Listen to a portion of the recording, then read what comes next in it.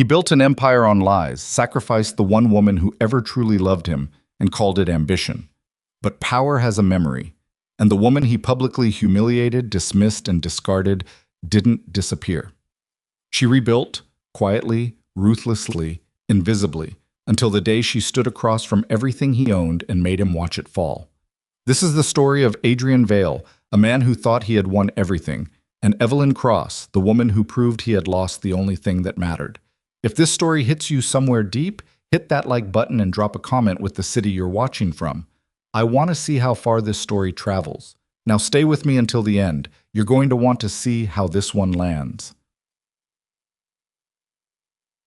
The morning Adrian Vale signed the divorce papers, it was raining. Not the gentle kind of rain that people in movies stand in while they make peace with their choices. This was the hard, indifferent kind. The kind that hammered the floor-to-ceiling windows of his 43rd floor office and made the city below look like it was dissolving. Adrian stood at the glass with a glass of bourbon he hadn't touched yet, watching the smear of headlights and wet pavement. 18 stories below the roofline of the building directly across from his, and he felt nothing that surprised him. There was a low, grinding discomfort in his chest, the kind that lives just beneath the sternum, but he had been carrying that for so long it had become background noise. Like tinnitus, like traffic, like the particular silence that had been spreading through his marriage for the last 3 years. His attorney, a thin man named Gerald Foss, who had the careful energy of someone who had witnessed too many human disasters to register shock anymore, set the folder on the edge of Adrian's desk and capped his pen. "She didn't contest anything," Gerald said. "I know. The settlement terms you proposed, she accepted them without modification." Adrian turned from the window. "All of them?" "Every clause." Gerald's expression was neutral, professionally blank, but his eyes carried something that might have been curiosity if he'd let it. "No counteroffer, no request for negotiation. She signed and returned the documents inside of 48 hours. Adrian walked to his desk. He picked up the folder, opened it to the last page, and looked at her signature. Evelyn M. Cross Vale. The handwriting was clean and unhurried, the letters well-formed, the kind of signature that didn't betray anything. He had expected something messier from her. He had expected, if he was honest, some evidence of the cost. A signature written under pressure looked different from one written in calm. This looked like she'd signed a lease renewal. He set the folder back down. "File it," he said. Gerald collected the documents, slid them back into his briefcase, and excused himself with the kind of quiet efficiency Adrian paid him to maintain. The door closed behind him with a soft, expensive click. The kind of door that costs more than most people's cars, solid core, perfectly balanced, the kind that never slammed even when you wanted it to. Adrian sat down behind his desk. He pulled the bourbon toward him and drank half of it in one motion, and then he sat there in the sound of the rain and thought about how it was done. He had been married to Evelyn Cross for 11 years. He thought about that number the way you think about a scar you've had so long, you forget what the skin looked like before. 11 years. He had been 29 when they met. She had been 27, working as a junior analyst at a mid-sized consulting firm, brought in to do due diligence on the acquisition he was trying to close. He had noticed her in a conference room on the 4th floor of a building on Meridian Street that no longer existed, torn down 6 years ago and replaced with a glass tower that one of his subsidiaries had partially financed. She had been the quietest person in the room and had asked the most precise questions. When everyone else was managing the optics of the deal, she was reading the actual numbers. She had found an error in the liability projection that would have cost him $4 million. He had taken her to dinner that same evening to say thank you, and she had told him the error was probably deliberate, that someone on his team had likely introduced it to bury a variance they didn't want him to see. She had been right. That was the first time he understood what she was. He refilled his glass. Outside, the rain kept coming. The marriage had been good for a long time, not in the soft, tender way that people described when they talked about love in ways that made Adrian uncomfortable. He was not built for that kind of language, had never been able to speak it without feeling something mechanical in his own throat, some fundamental mismatch between the word and the sound it made coming out of him. But it had been good in the way that mattered to him. She was steady, she was sharp. She was the only person in any room he was ever in who he didn't have to perform for, who already knew exactly what he was and had chosen to stay anyway. He had taken that for granted. He knew it now, sitting in the rain on the morning the paperwork was filed. He had taken it for granted the way you take your own heartbeat for granted. It's always there, so you stop thinking about it. And then one day there's a warning and you realize you had been living with something irreplaceable and treating it like furniture. But the knowing didn't change what he'd done. It never did. The decision had come 18 months before the papers were signed. His name at that point was not merely known in the circles that mattered. It was said with a specific kind of weight, the kind attached to men who had built real things and survived real failures and come out the other side without softening.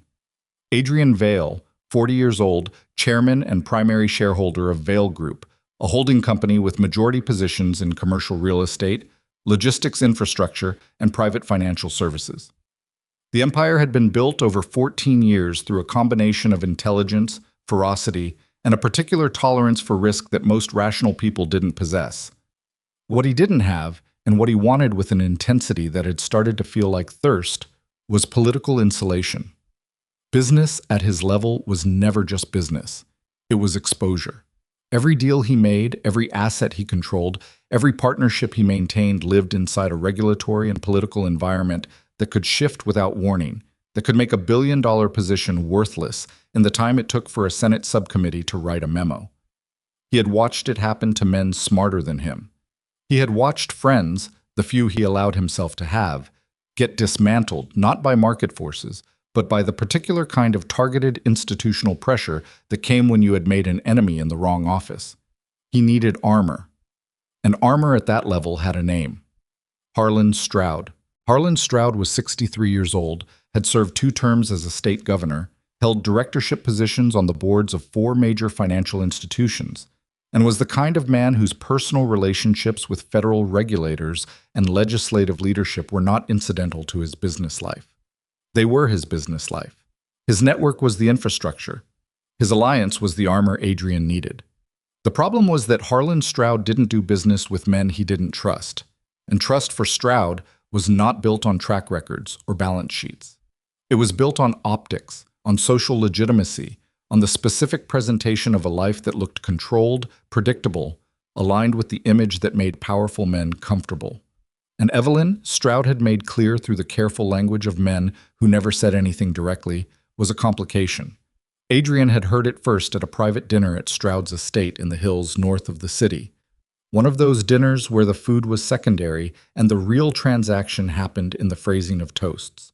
Stroud had said something about the importance of clarity in a man's personal situation, said it while looking at his own wife, a composed woman in her late 50s who smiled at exactly the right moments and existed in the social space of that room with the practiced ease of someone who had spent decades learning to be an asset rather than a person. Adrian had understood. He understood the language of those rooms. On the drive home, Evelyn had sat beside him in the back of the car and looked out the window at the passing city, and after a few minutes said quietly, "He wants you to get rid of me." Adrian hadn't answered. "He told you I was a liability." She still wasn't looking at him. Her hands were in her lap, still, completely still. Or something close enough to it that you understood.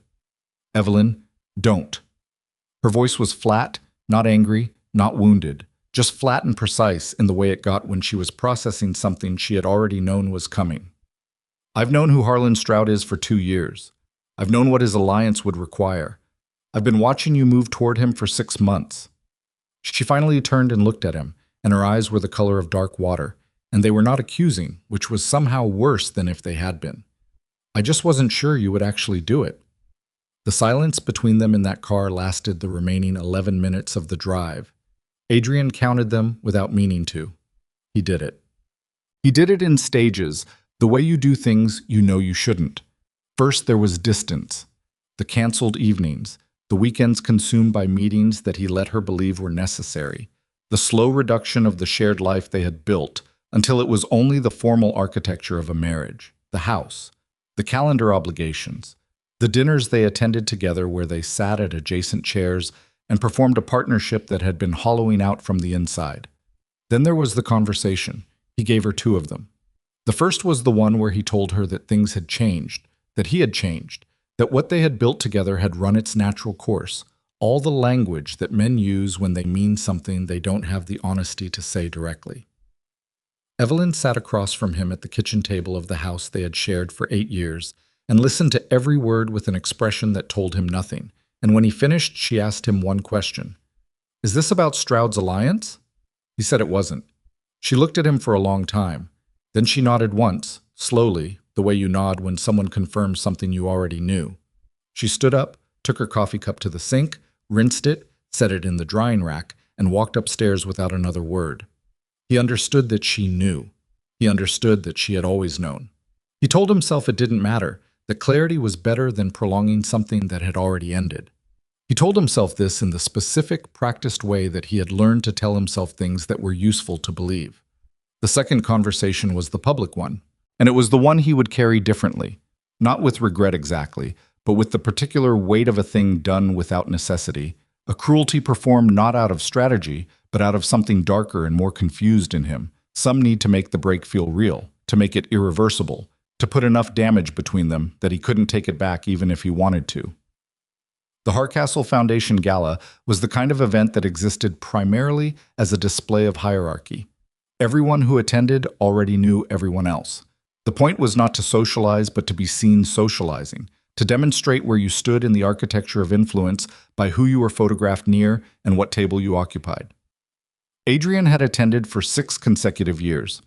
Evelyn had been beside him every time.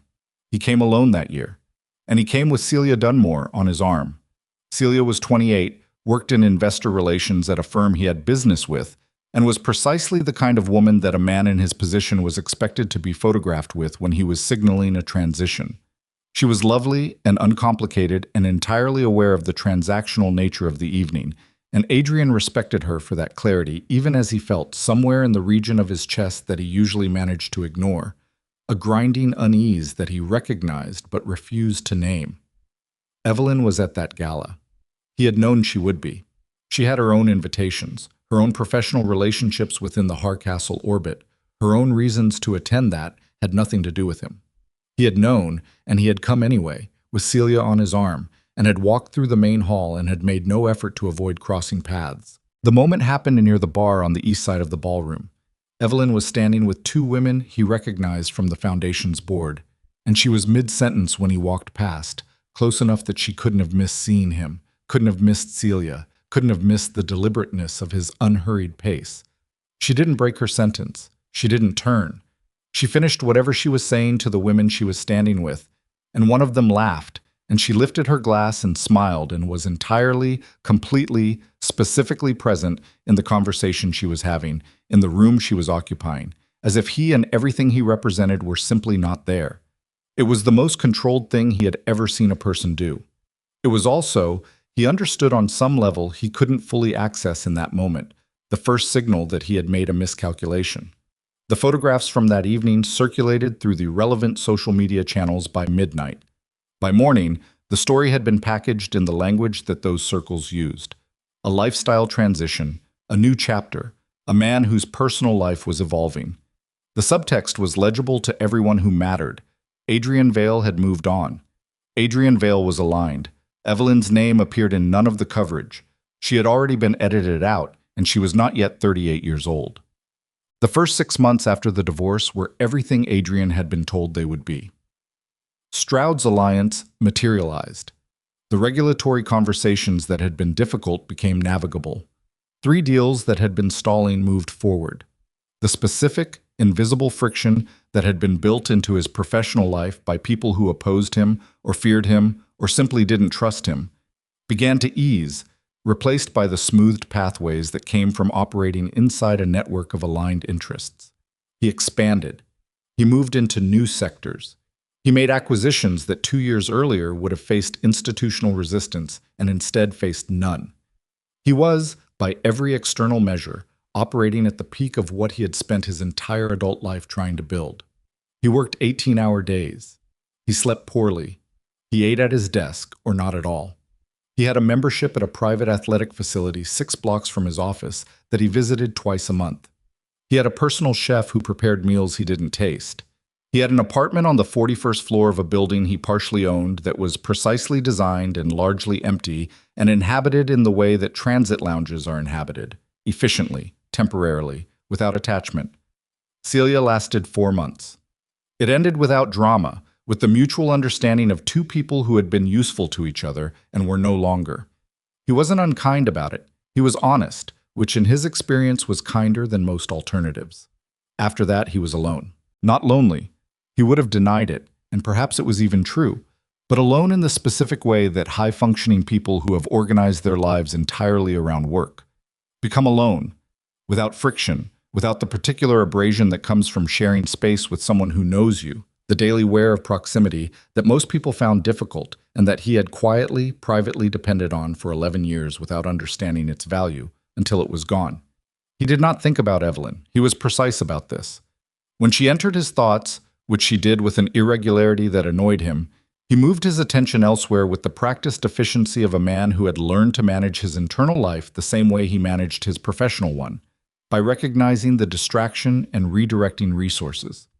He heard things about her occasionally through the ambient information that circulates in the social and professional networks of any city, the kind of news that travels without being sent.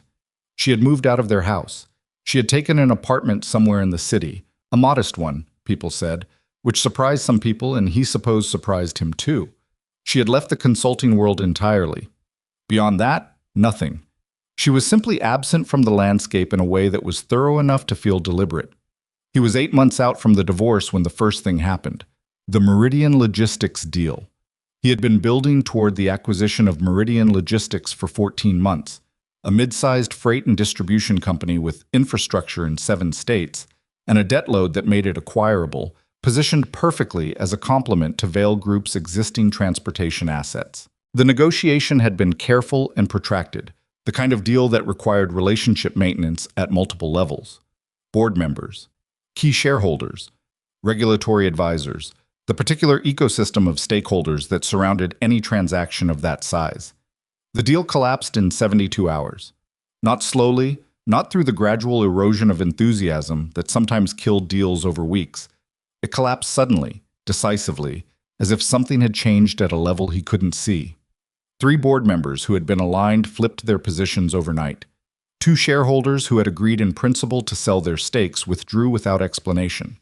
The regulatory advisor he had been working with declined a meeting without reason. He spent 2 weeks trying to reconstruct what had happened and came up with nothing solid. His intelligence was good. He had spent 15 years building information networks in the spaces where business really operated, and it told him nothing. The deal had died, and the people who killed it weren't explaining themselves and weren't talking to anyone who was talking to him. He moved on. Deals died sometimes. The world was full of noise. The second thing happened 3 months later. His consortium bid for a commercial development contract in the waterfront district. A deal he had been positioned to win, had been told by sources he trusted that he was positioned to win, was passed over in favor of a smaller firm he had barely heard of. Not a connected firm, not one with the obvious political relationships that should have given it an advantage. Just a firm he didn't know, with a proposal that, when he managed to get a look at it, was good, genuinely good. Better than his in ways he hadn't expected and didn't fully understand, because the proposal seemed to have been built with knowledge of exactly where his bid was weak. That was when he started paying attention differently. He pulled the firm's principals. One of them he didn't know. The other was a woman named Diana Marsh, who had no extensive public profile, who had not been prominent in the industry 18 months ago, who had apparently moved to the city and established this firm in the previous year, and had proceeded to win or positively influence 4 contracts in sectors where Vale Group had interests. He spent 2 days investigating Diana Marsh and confirmed what some part of him had already begun to understand. Diana Marsh was not a real person. Or rather, she was a real person, an actual attorney in her 50s with a legitimate practice history, but the firm she was ostensibly running was not the thing it appeared to be. It was a structure, a vehicle, and behind it, controlling it, capitalizing it, directing it with the specific intelligence that had been showing up in its proposals and its positioning. He needed more to be certain. His investigators needed another week. But the shape of it was already visible to him, and he recognized it the way you recognize a fighting style, not by individual moves but by the grammar underneath them. The choices were too precise. The targeting was too specific. The proposals were built with knowledge that didn't come from industry research. It came from someone who already knew exactly how he operated, who had spent years inside his world. His investigators came back in 6 days. He sat alone in his office at 11 in the evening and read their report.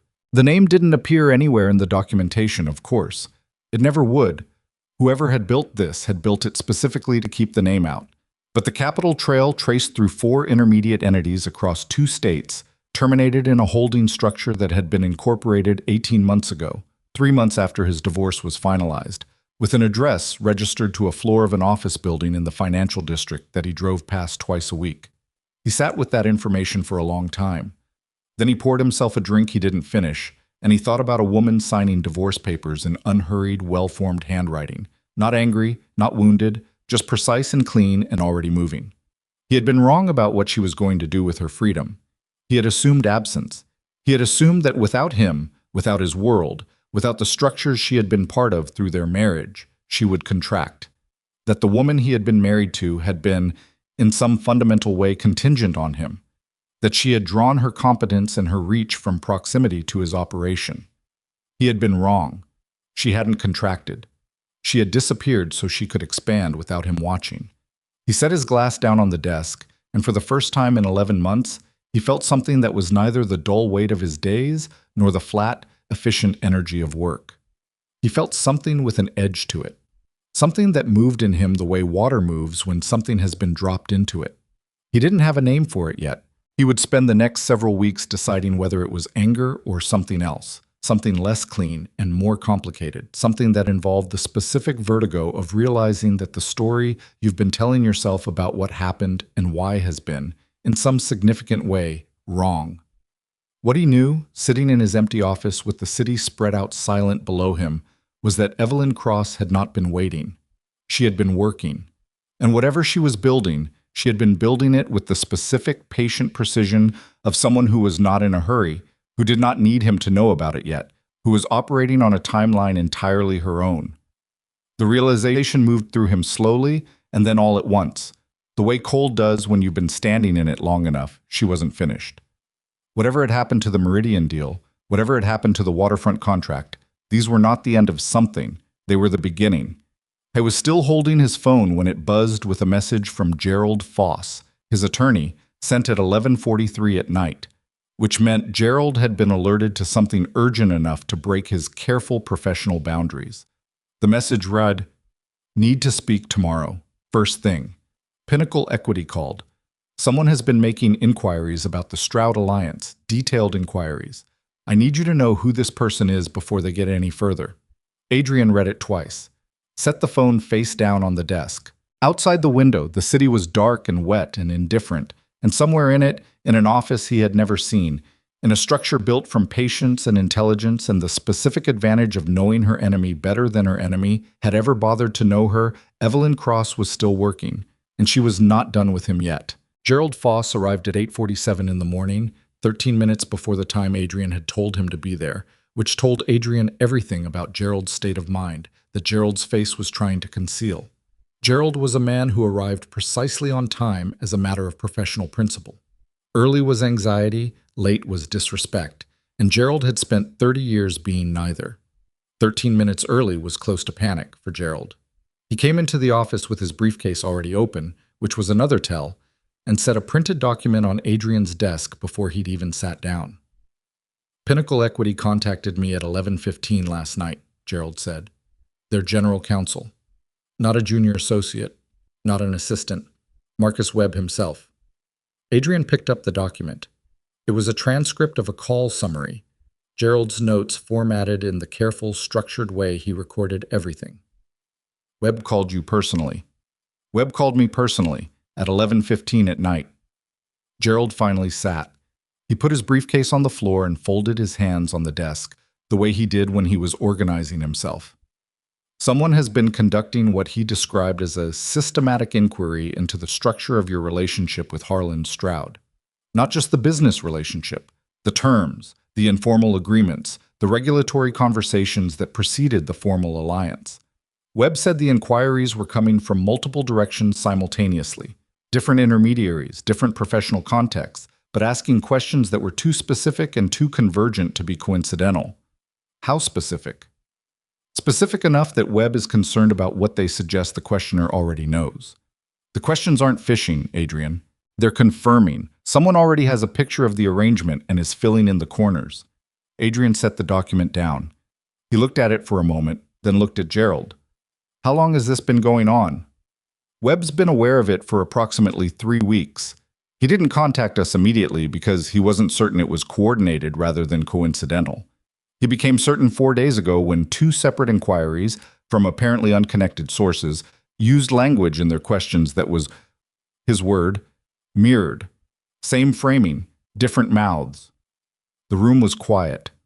Outside the window, the morning was overcast, the city below operating at its usual relentless frequency, indifferent to what was being discussed 43 floors above it. Who's the source? Adrian said. We don't know yet. Best guess. Gerald was quiet for a moment. He was not a man who guessed, which was one of the reasons Adrian had kept him for 9 years. But he was also not a man who withheld assessments when pressed. Someone with access to the original structure of the alliance. The questions being asked are not available through public filings or industry intelligence. They come from inside knowledge. Inside knowledge, Adrian repeated. He let that sit. That's a short list. Yes. I want investigators on this by end of day. I want to know who's asking the questions, who hired them, and where the information trail runs. I want this prioritized above everything else. Already initiated, Gerald said. I called the firm at 7 this morning. Adrian nodded. Gerald stood, collected his briefcase, and moved toward the door with the careful efficiency of a man who understood that the conversation was over. At the door he paused. Adrian. He said it with a different register, not the attorney's measured tone, but something else. Something almost personal in the way Gerald occasionally allowed himself to be personal, rarely and briefly. The nature of the questions being asked, if they go where they seem to be going, the Stroud Alliance itself may become a liability rather than an asset. You should be thinking about what that means for how you're positioned. Adrian looked at him. I'll think about it. Gerald left. Adrian turned to the window and stood there for a while with his hands in his pockets, and he thought about the thing he had been thinking about since 11:43 the previous night, since he had set his phone face down on his desk and sat in the silence of his office and let himself understand what the investigator's report actually meant. She had been planning this for longer than he'd known, maybe since before the divorce, maybe since the dinner at Stroud's estate, since the car ride home when she had said, "He wants you to get rid of me," with her hands still in her lap and her voice completely flat. Maybe she had known, in that moment, not just what he would do, but what she would do afterward, and had spent the remaining months of their marriage quietly inventorying everything she knew and everything she would need and everything she intended to build once she was free of him. He had spent 11 years married to her, and he had fundamentally misread what she was. He pushed that thought aside. He was good at that, pushing. It was one of his core competencies. He replaced it with the thing that was actionable. She was moving against him, systematically and intelligently, and she had a significant head start. And if he was going to respond effectively, he needed to understand the full scope of what she had built before he could dismantle it. He picked up his phone and called a man named Carter Ross. Carter Ross occupied a particular professional space that had no official title. He described himself, when descriptions were unavoidable, as a business intelligence consultant, which was accurate in the same way that describing a surgeon as someone who used sharp objects on people was accurate. He was 51, ran a small firm of 8 people out of an unmarked office in the warehouse district, and had worked for Adrian on 4 separate occasions over the previous 7 years, in capacities that Adrian's other advisors didn't ask about. He was expensive, thorough, and operated with the kind of ethical flexibility that made formally licensed investigators uncomfortable and made him useful. He answered on the second ring. I need a full picture, Adrian said. Evelyn Cross. Everything since the divorce. Structure, assets, people, operations. I have a starting point. I'll send you what my other team found. I need the rest. A brief pause on Carter's end. Not hesitation, just the brief loading interval of a man filing information. Timeline. I needed it yesterday. 72 hours for a working picture. Full documentation in 10 days. 72 hours, Adrian said, and ended the call. He had 3 other meetings that day. He sat through all of them and managed their content with the surface competence of someone who had conducted business on autopilot for years, while a second layer of his attention ran continuously beneath the professional performance, building and revising the map of what he understood and what he didn't. What he understood, Evelyn had constructed at least one operating entity, the firm behind Diana Marsh, and had used it to kill or damage at least 2 of his deals. The capital behind it was organized through enough intermediary structures to resist casual investigation, which meant she had either hired sophisticated legal and financial counsel or had done the structuring herself. He suspected the latter. He remembered the way she had read numbers, the way she had found the buried liability variance in that conference room 14 years ago, the way her mind moved through financial structure, the way other people's minds moved through language, naturally, without effort, the way fish move through water. What he didn't understand was the scope. 2 deals were a message, not a campaign. If she had been building for 18 months with the intelligence and resources she clearly had available, 2 visible disruptions were the surface of something much larger. He didn't know what was underneath. He also didn't know what she wanted. He had been operating on the assumption of revenge, the obvious narrative, the clean story. Woman scorned, woman rebuilding, woman striking back. But revenge had a particular shape to it, emotional and demonstrative, aimed at causing pain that could be felt. What she was doing didn't feel like that. It felt like something more architectural, like she was building something rather than breaking something, and the damage to him was a byproduct of her construction rather than the point of it. That distinction mattered. He just didn't understand it yet. On the second day, Harlan Stroud called.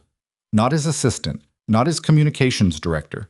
Stroud himself, at 10 in the morning, from what sounded like a car. "I'm hearing things," Stroud said. He had the voice of a man who had spent 6 decades never needing to raise it, deep and even, and carrying the specific authority of someone accustomed to rooms that went quiet when he entered them. "Things that concern me." "What kind of things?" Adrian said. "Questions being asked about our arrangement, about conversations that happened before the arrangement was formalized." A brief pause. "Private conversations." "I'm aware of the inquiries. I'm addressing it." "Are you?" It wasn't a question. It was the verbal equivalent of a man setting something heavy on a table. "Because what I'm hearing suggests the person asking the questions already has information that shouldn't exist outside of 4 or 5 conversations. Which means either someone in one of those conversations is talking, or..." Stroud paused again, deliberately this time. "Someone who was adjacent to those conversations had access to information they should not have had." Adjacent. Adrian understood what he was being told. "I'll resolve this," Adrian said. "Quickly," Stroud said. "The people in my network are patient men, Adrian. But patient men have limits, and they don't like surprises. If this becomes a surprise for them, it becomes a problem for both of us. Do you understand what I'm telling you?" "I understand." The call ended. Adrian sat with the phone in his hand and breathed. He breathed carefully and deliberately, the way he did when something was trying to get through his managed exterior into the place where it could actually affect him. And he thought about the word adjacent and about what it meant that Stroud was already framing it that way.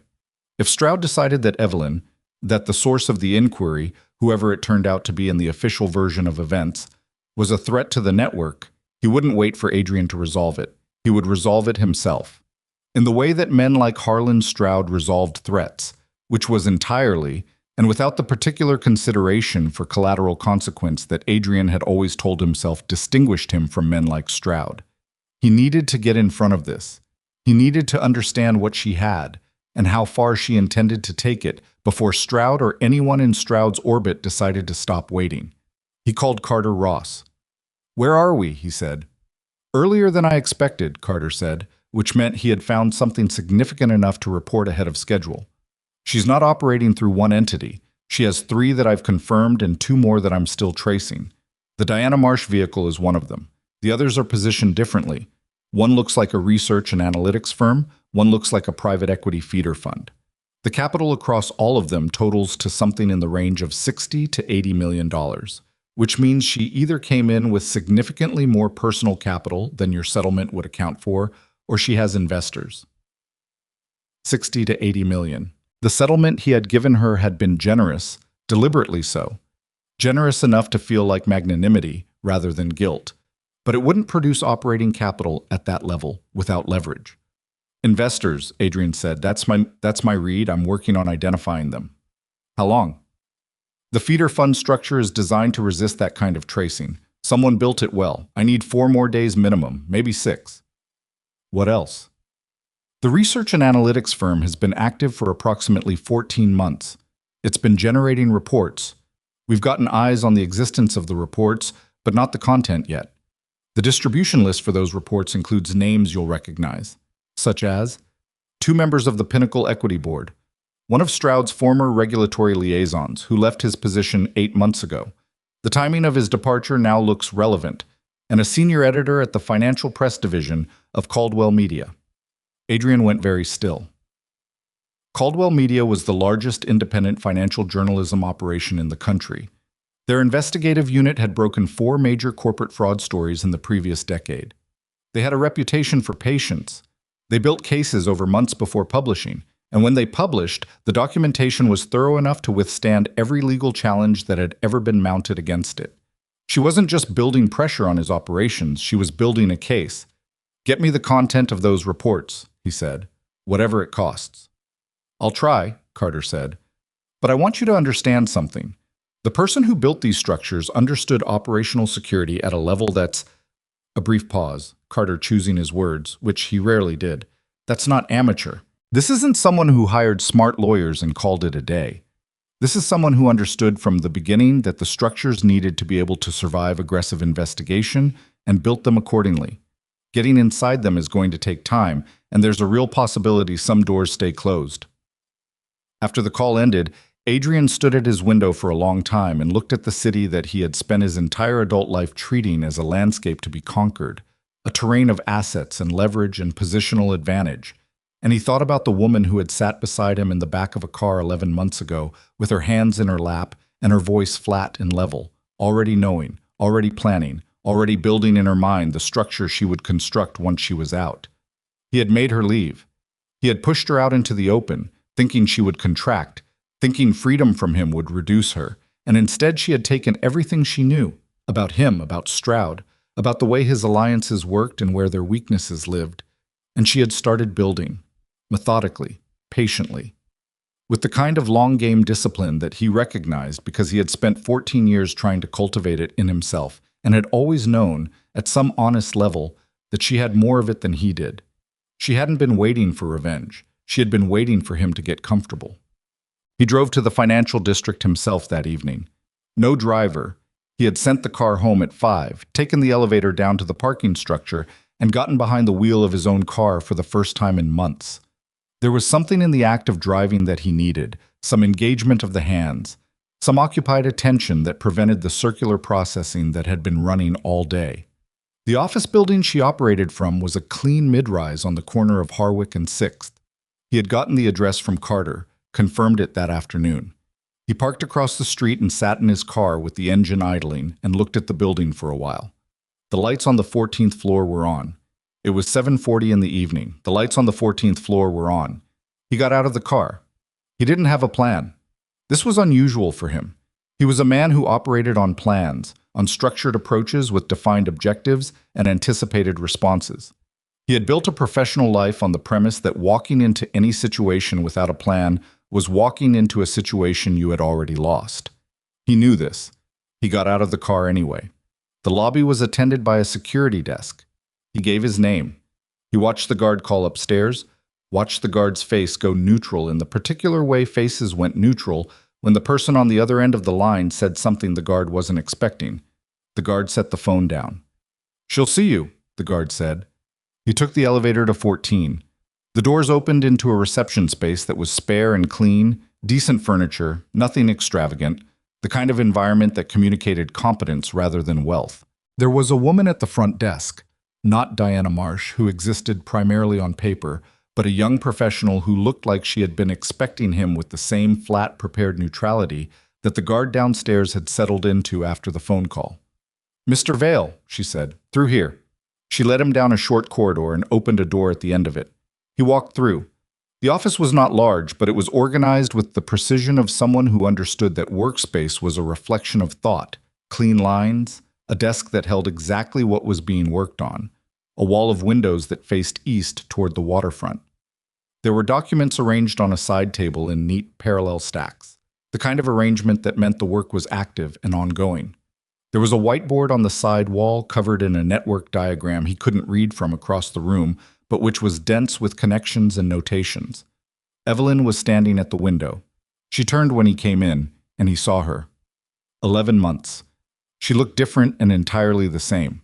Her hair was shorter than when he'd last seen her, not dramatically but noticeably, and she was wearing what looked like clothes she'd been working in all day: dark trousers, a loose shirt with the sleeves rolled up, no jewelry except the watch she always wore, the steel one she'd bought herself when they'd first gotten together, and that she'd never replaced with anything more expensive even when expensive had become available. She looked rested in a way she hadn't in the last 2 years of their marriage, when the weight of what was happening between them had lived in her face in ways she'd controlled, but not entirely. She looked like someone who was sleeping. She looked like someone who was winning. He stood in the doorway for a moment, and then walked in, and the woman from the reception closed the door behind him. Neither of them spoke for a beat that lasted 3 seconds and felt considerably longer. Then Evelyn said, "You drove yourself." He hadn't expected that to be the first thing. "What?" "You drove yourself here. You don't do that."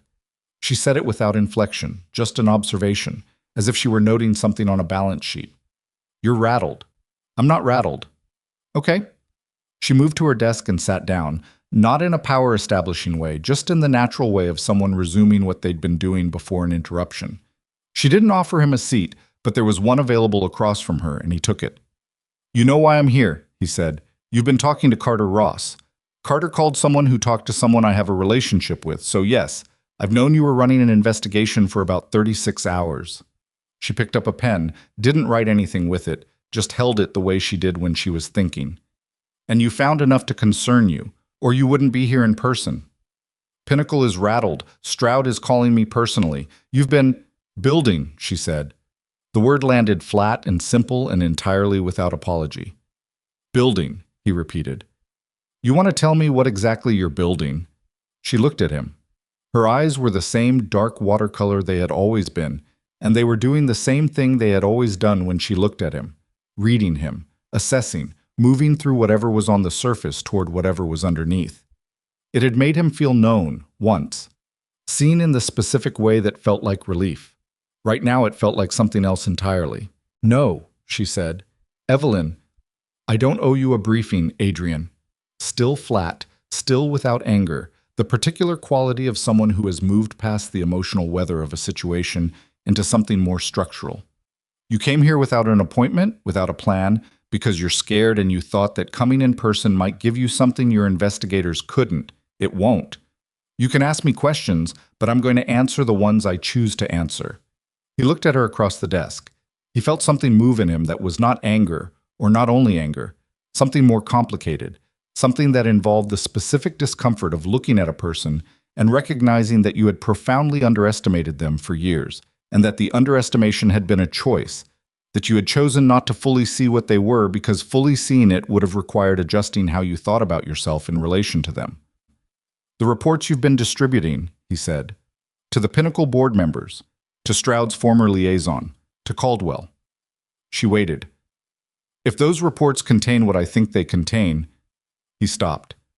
He was aware of the particular care he needed to take in this room, with this person, who understood every word precisely and would not let imprecision work in his favor. "If you go where I think you're going with this, you're not just coming after me, you're pulling Stroud into it. You're pulling his entire network. That's not a fight with one man, Evelyn. That's..." "I know what it is," she said. "Then you understand the risk." "I spent 11 years watching you assess risk," she said.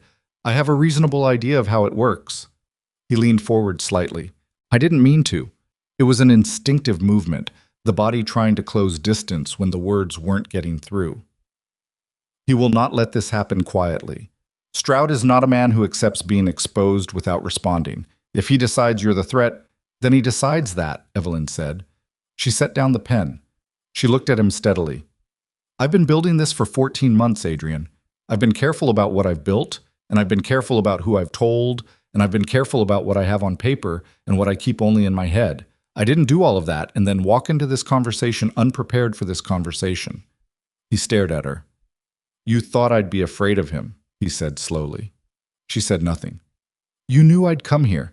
You knew I'd say exactly this, that Stroud is dangerous, that you don't understand what you're walking into. You built this knowing I'd come and say that." He felt something shifting in his chest, some reorganization of his understanding of the last 48 hours. This was supposed to happen. Evelyn looked at him for a long moment, and then she did something he hadn't seen her do in years. She let something through, just briefly, a small and specific thing in her expression that wasn't quite a smile but lived in the same neighborhood. Something that looked, from where he was sitting, like it might have been satisfaction. "Go home, Adrian," she said. "Get some sleep. You look like you haven't slept in a week." He stood. He looked at her across the desk, at the whiteboard behind her with its dense network of connections, at the stacked documents on the side table, at the woman he had shared 11 years with, who was sitting in an office he'd never known about, running something he still didn't fully understand. And he had the specific, vertiginous feeling of a man who has just realized that the game he thought he was playing was not the game that had actually been in progress. He walked to the door. He put his hand on the handle. "Evelyn." "Yes." He turned. She was watching him with the steady, unhurried attention she had always given him. The same attention that had once made him feel like the most known person in any room and was now doing something he didn't have clean language for. "The Stroud Alliance," he said. "What do you know about the arrangement?" She looked at him. The moment held. "Everything," she said. He left. He took the elevator down in silence, crossed the lobby, pushed through the glass door into the evening air, and walked to his car on legs that felt strange. The particular physical strangeness that came when your body understood something your mind was still processing. He got in. He sat. Through the windshield, he could see the 14th floor lights still burning in the building across the street. He started the engine. He didn't move yet. "Everything," she had said, which meant she knew about the regulatory conversations. She knew about the commitments Stroud had made and the ones Adrian had made in return. She knew about the deal that had been structured 18 months before it was ever formally announced. The arrangement that had allowed certain regulatory processes to move in directions that benefited both men and that had not been disclosed in any filing or any public statement, because to disclose them would have required characterizing them in language that no attorney would put in writing. She knew all of it. She had known it, probably, for years. She had been inside his life, inside his work, and she was sharp enough and patient enough and organized enough that she had known, and she had kept it, not using it, waiting, the way you wait with something that will be more valuable at the right moment than it would be now. And she had spent the last 14 months building a structure around that knowledge that was now in the hands of people who could use it. Journalists, board members, a regulatory liaison who had already moved out of the position that Stroud's network needed him in. The light on the 14th floor went out. Adrian sat in his car in the dark and understood, for the first time with complete clarity, that he was not the person in this situation with the most power. He had not been, possibly, for a very long time. His phone buzzed. A message from Gerald Foss sent at 8:51 in the evening. "Caldwell Media reached out to our PR firm today. Officially, they're working on a story. They wanted comment. We have 48 hours before they go to print with or without us." 48 hours. He read the message again. The rain had started again outside, light and steady, drumming quietly on the roof of the car. 48 hours, and everything he had spent 14 years building was going to be held up to a light he could not control, examined by people he could not manage, published in language he could not shape. And at the center of it, the arrangement with Harlan Stroud, the alliance he had destroyed his marriage to secure, was going to be exposed for exactly what it was. And somewhere on the 14th floor of a building across from where he was sitting, the person who had built the case, who had spent 14 patient months laying every stone of it into place, had just turned out the light and gone home. He didn't go home. He drove for 40 minutes through the wet city streets without direction, which was something he had not done since he was in his 20s and broke, and certain that movement was the same thing as progress. Back then he had driven the same way, engine on, no destination, just the particular physical act of going somewhere, anywhere, because staying still felt like something closing around him. He had outgrown it, or thought he had. He had replaced it with action, with the conversion of anxiety into strategy, with the productive channeling of unease into work. 40 minutes of directionless driving through rain-slicked streets was not something Adrian Vale did. He did it tonight. When he finally stopped, he was parked outside a bar in the warehouse district he hadn't been to in a decade, a place called Fenwick's that had survived 3 rounds of neighborhood gentrification by being too unglamorous to be interesting to the people who gentrified things. He went inside, sat at the bar, ordered bourbon neat, and drank half of it before the bartender had moved away. His phone was on the bar in front of him. Gerald's message sat on the screen. 48 hours. He thought about calling Gerald. He thought about calling his communications director, his PR firm, his chief legal officer. He thought about all the calls that needed to be made, all the strategic conversations that should begin tonight if he was going to have any chance of getting in front of the Caldwell story before it broke. And he picked up the bourbon instead and finished it, and set the glass down and looked at his reflection in the mirror behind the bar. He looked like a man who had been running for 11 months and had just hit a wall. The bartender refilled without being asked, which meant Adrian's face was communicating things he wasn't managing as precisely as he thought.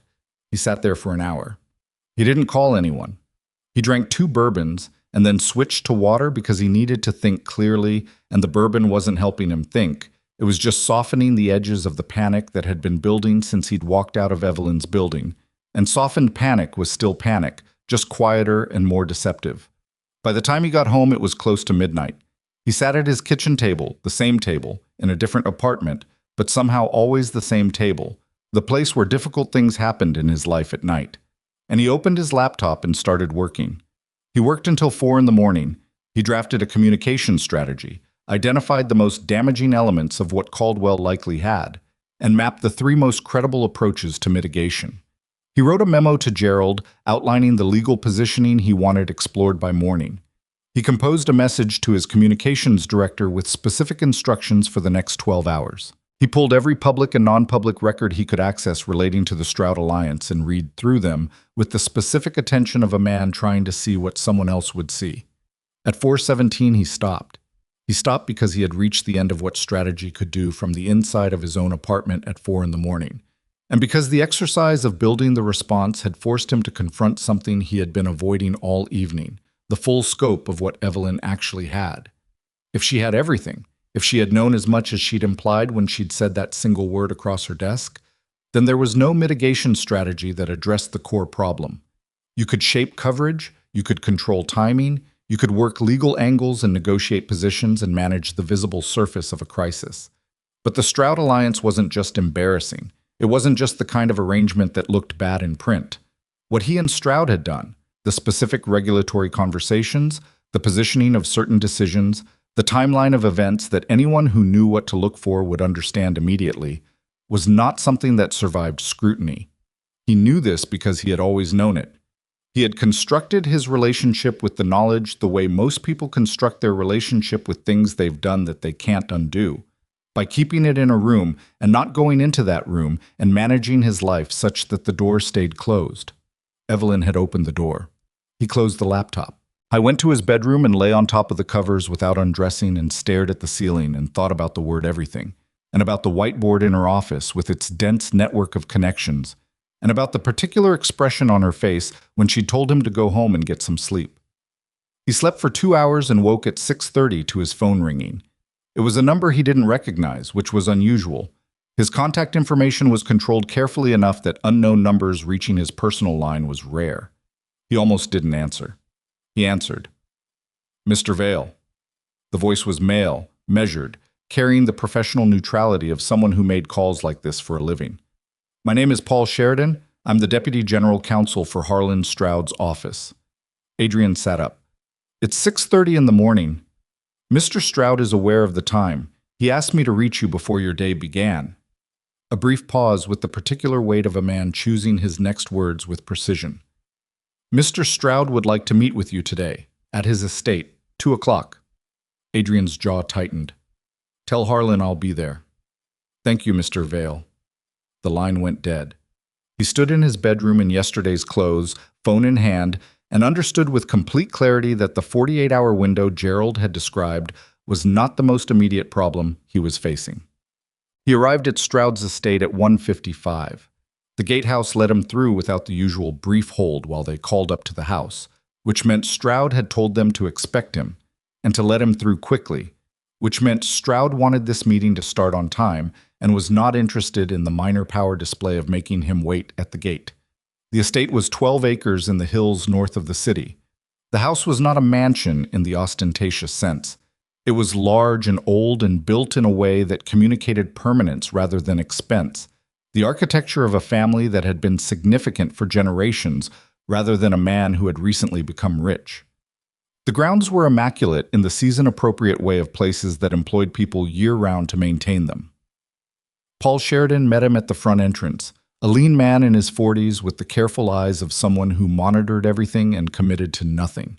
He led Adrian through the main hall and into a study off the east corridor, a room Adrian had been in once before, at the beginning of their relationship, during one of the conversations that had established the terms of what they were building together. Stroud was standing at the fireplace. He was in his early 60s but held his physical presence with the discipline of someone who understood that authority was partly physical, that the body communicated in rooms before the mouth opened. He turned when Adrian came in, and his expression was composed in the way that very controlled men's expressions were composed. Not blank, but managed, every element of it chosen. "Close the door, Paul," Stroud said. Sheridan closed it from the outside. The two men looked at each other across the room. "Sit down," Stroud said. Adrian sat. Stroud remained standing. He moved to a chair but didn't sit in it, stood behind it with one hand on the back, and looked at Adrian with the specific attention of a man conducting an assessment. "How much have you told her?" The question hit Adrian sideways. He kept his face still. "I haven't told her anything." "That's not what I'm asking." Stroud's voice was quiet, dangerously quiet in the way that very large things moved quietly sometimes, with their weight making noise unnecessary. The questions being asked, the information in the Caldwell inquiry, someone with inside knowledge built that. I've spent 14 years in this business, understanding the difference between investigative journalism built on document research and investigative journalism built on a source. This is a source. Someone is talking to them. "The source is Evelyn," Adrian said. "My former wife. I told you I was addressing to—" "She doesn't have a source's knowledge," Stroud said. "She has access to records. She has financial intelligence. She has the picture of the arrangement from the outside. That's damaging, but it's manageable." He finally moved, coming around the chair and sitting, leaning forward with his elbows on his knees. "What the Caldwell inquiry reflects is operational detail that wasn't in any record, conversation-level detail, things that were said in rooms with no documentation." Adrian went still. "The specific language," Stroud continued, "of conversations that took place in 3 locations. This office, your previous attorney's conference room, and a dinner at the Aldrich Club 14 months ago." His eyes were steady on Adrian's. 3 private conversations. 4 people total across all 3. You and I were present at all 3. Kessler was present at 2. Foss was present at 1.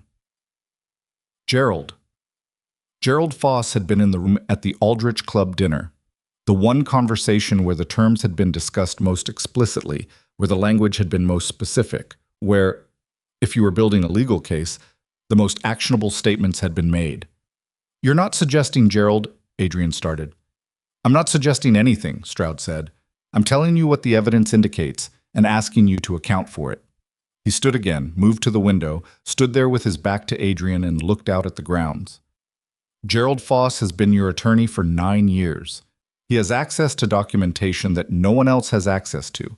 He was present at the conversation that the Caldwell inquiry appears to know most about."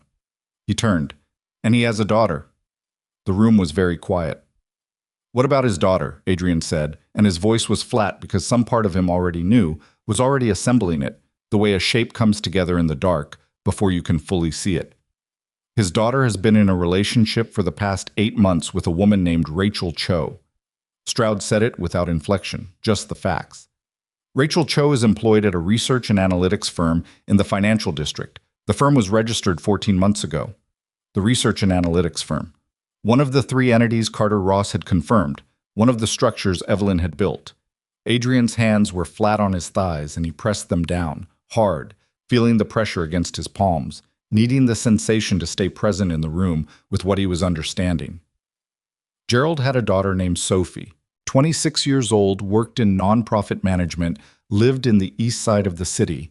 Adrian had met her twice at events over the years. A quiet young woman, careful like her father, with her father's watchful eyes. Sophie Foss had been in a relationship for 8 months with someone who worked for Evelyn. 8 months. Gerald had been his attorney throughout. Gerald had been present at the Aldrich Club dinner. Gerald had continued filing, advising, managing the legal infrastructure of everything Adrian was doing, throughout the entire period that Evelyn had been building case. "You're telling me Gerald is the source," Adrian said. "I'm telling you Gerald's daughter is in a relationship with a person who works for your former wife, and that the level of operational detail in the Caldwell inquiry can only have come from someone who was in the room." Stroud sat back down. "You draw the conclusion." Adrian sat there and breathed. He breathed with the careful deliberateness of someone managing a physiological response that was trying to become something visible, something he couldn't afford in this room, in front of this man. His chest felt tight in a specific way, the way it got when something fundamental was reorganizing inside him, when the architecture of his understanding of a situation had to come down and be rebuilt around new facts. Gerald, 9 years, the man who had handed him the divorce papers, the man who had called him at 11:15 at night to warn him about Pinnacle's concern, the man who had messaged him last night about Caldwell's request for comment. Warning him, all of it framed as warning him, and all of it, possibly, also performing the specific function of monitoring him, knowing what he knew, knowing how he was responding, knowing what moves he was making, and passing that information to someone who needed to know. Was that what it was? Was Gerald a deliberate participant, or was it Sophie, her relationship with Rachel Cho? The proximity to Evelyn's operation that a daughter's serious relationship would create. Dinners, conversations, the ambient information that moved between people who shared a life. Was it inadvertent, things said without understanding their strategic value? A father who spoke about his work to his daughter in the unguarded way that parents did? It didn't matter. The effect was the same. "What do you want from me?" Adrian said. Stroud looked at him for a moment. "I want you to understand the gravity of where we are. The Caldwell story runs in 48 hours unless something changes. If it runs with what they currently have, the regulatory implications for both of us are significant. For me, they're manageable. I have relationships and structures in place that provide insulation. For you," he paused, "your exposure is more direct. You were the primary transactional party in the arrangement. The decisions that benefited you most are the decisions most legible as improper." "You're telling me I take the weight," Adrian said. "I'm telling you the weight is distributed unevenly by the nature of the arrangement. I'm also telling you that there are ways to change the story before it runs." Stroud leaned back. "The Caldwell investigation requires a source. If the source's credibility is compromised, the story changes. If the documents supporting the source's account have questions raised about their provenance, the story changes." He said this with the same measured tone he said everything in, just information, just options, no explicit directive. "I have people who are good at those things." Adrian looked at him. He understood what was being offered. He also understood what it would mean to take it. Not just legally, not just strategically, but in the more fundamental sense of what kind of man made that choice when the specific person in the crosshairs was Evelyn. "No," he said. Stroud's expression didn't change. "That's a significant decision." "I know what it is." "You understand what the alternative looks like." "I understand." He stood. His legs were steady, which surprised him. "I need to think about how to move forward. I need some time." "You have 48 hours, Stroud said. "Less now." And Adrian, he said it with the particular weight of a man who rarely used first names. "If you are thinking about a different kind of resolution, a direct one, with your former wife." He paused. "I'd encourage you to remember that the documents that support the Caldwell story are already in multiple locations. Removing the source doesn't remove the evidence."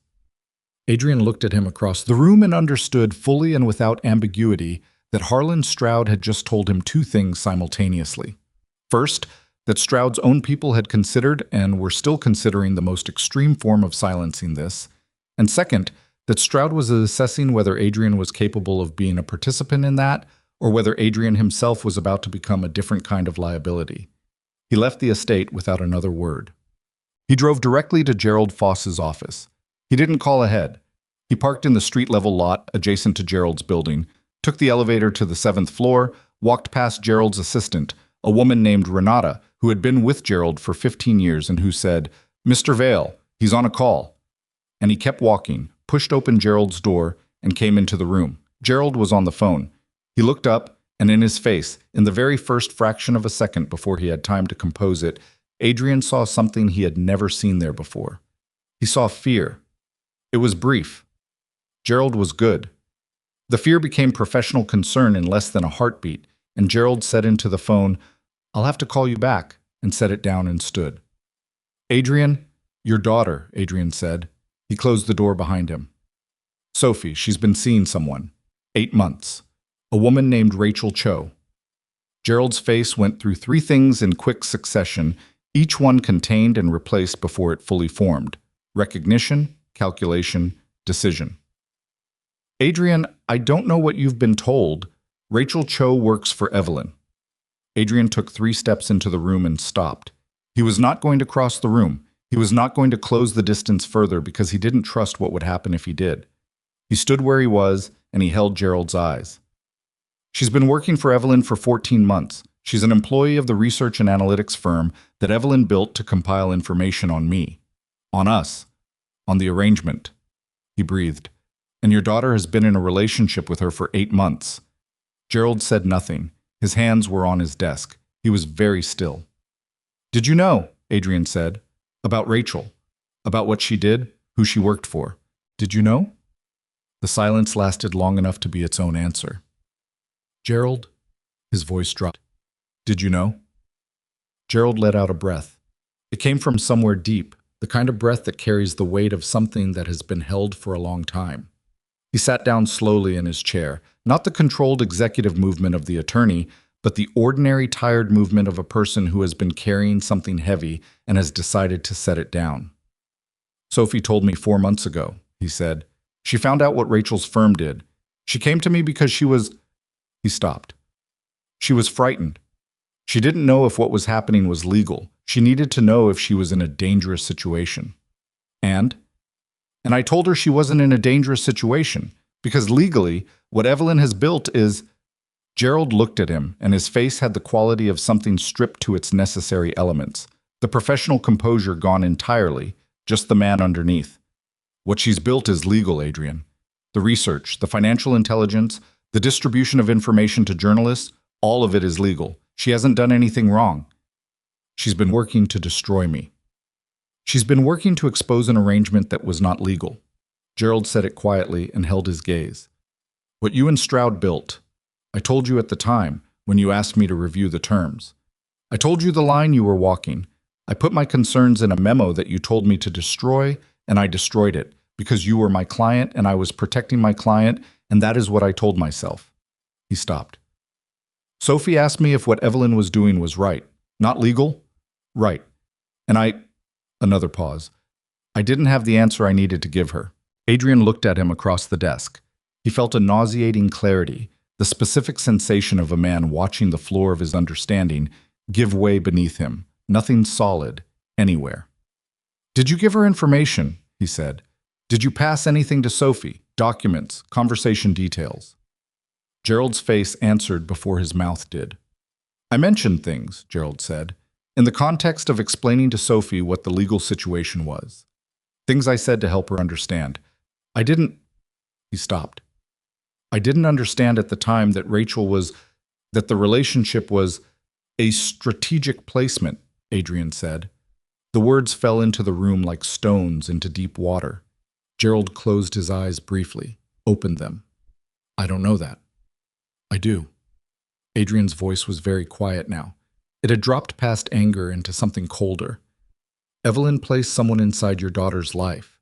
8 months ago, 4 months before you knew what Rachel did. Which means Evelyn had already been watching you, watching your family, understanding that Sophie was someone who could become a bridge to you, and she positioned Rachel, to build a relationship with Sophie that would eventually give her access to the operational detail she couldn't get from documents alone. The silence in the office was absolute. Gerald looked at him, and in Gerald's face, Adrian saw something new. Not fear this time, not the careful professional calculation that had replaced it, but something raw and personal, something that had nothing to do with law or strategy or the years of their professional relationship, something that lived in the specific place where a man kept the things that actually mattered to him. "My daughter," Gerald said. His voice had changed. "You're telling me my daughter was used. I'm telling you what I believe happened. Whether Rachel felt something real for Sophie in addition to the strategy." Adrian stopped. He thought about that. He thought about Evelyn, about the kind of person she was, about whether she would put someone into a young woman's life purely as a tactical instrument. He didn't know. He had thought he knew her, and he had been wrong about the scope of her capabilities. He didn't know what else he had been wrong about. "She's going to hurt Sophie," Gerald said. Not a question. "She's going to do what she needs to do." Adrian said it, and it tasted like ash. "That's what she does." He left Gerald's office and stood in the corridor outside and put his hand on the wall and just stood there for a moment, just that. One hand flat on the wall and his eyes on the floor, and the particular physical weight of the last 3 hours pressing down on him with a precision that felt almost deliberate, as if everything had been arranged to land on him at this specific angle. Stroud, on one side, offering resources that would require him to become something he wasn't ready to become.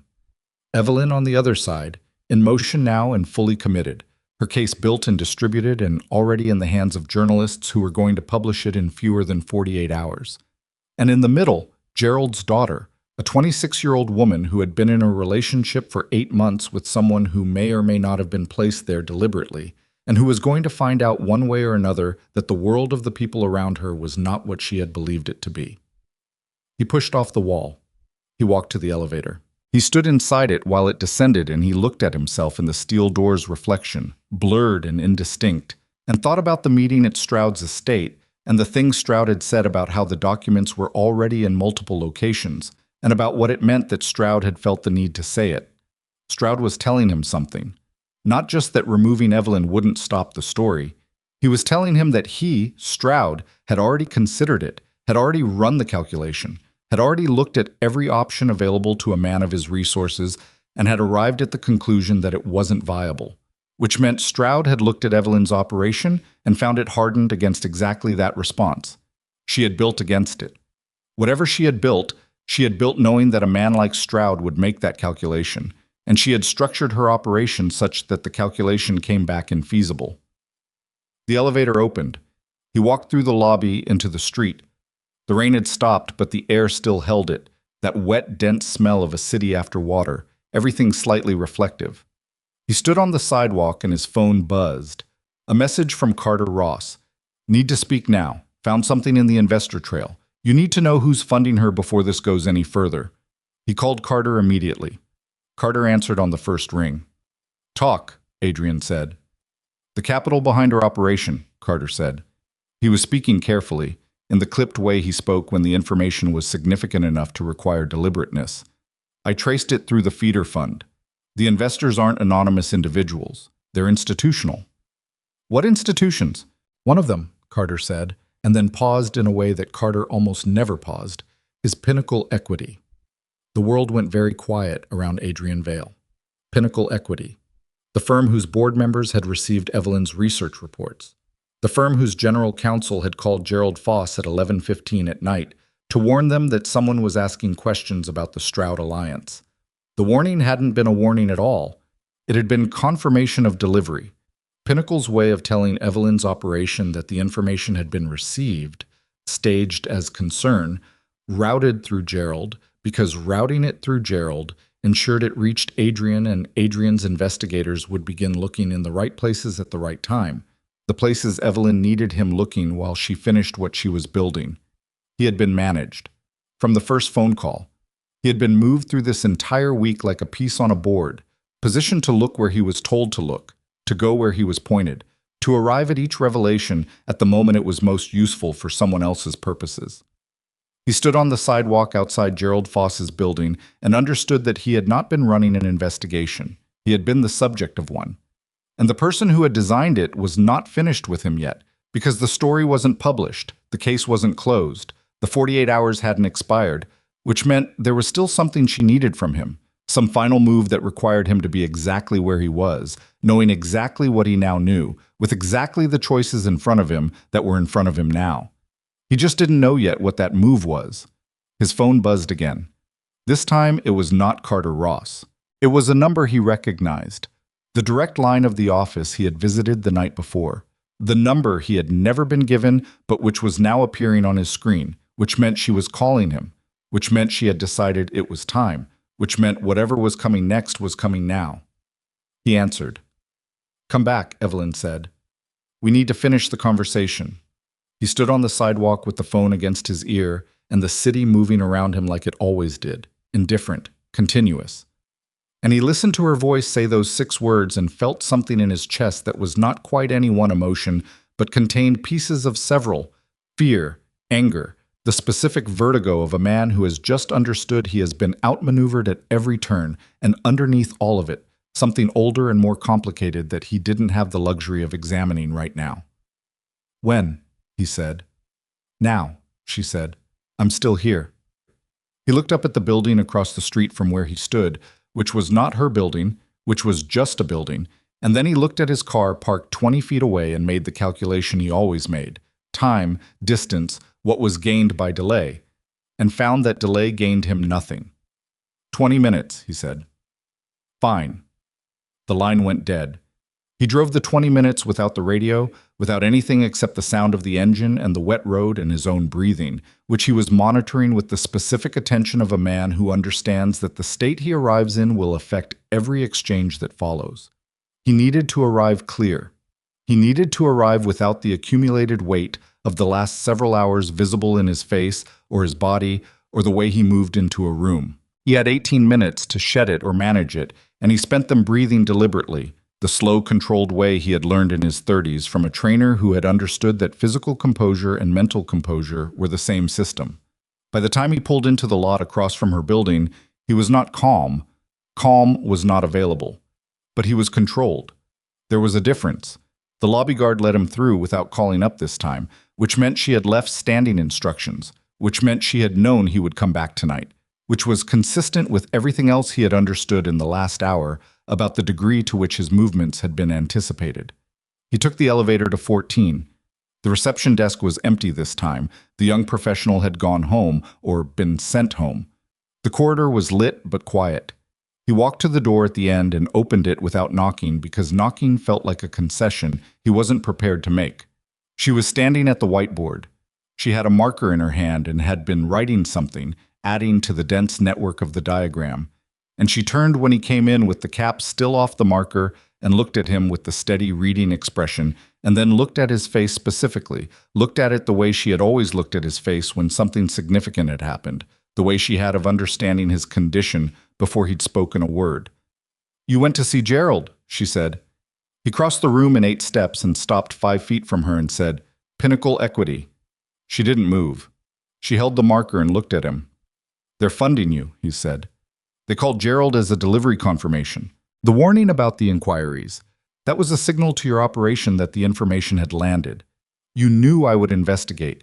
You knew I'd send Carter Ross in the right direction. You knew I'd find the investor trail." He stopped breathing for a moment, then restarted it. "You built the path I walked down, every step of this week." "Not every step," she said. "You drove to Stroud's estate yourself. I didn't know he'd call you that quickly." The admission landed like cold water. She was acknowledging it. Not denying, not deflecting. Just acknowledging, with the same flat precision she had always used when there was no utility in pretending. "Why?" he said. "Why did you need me to find out about Pinnacle?"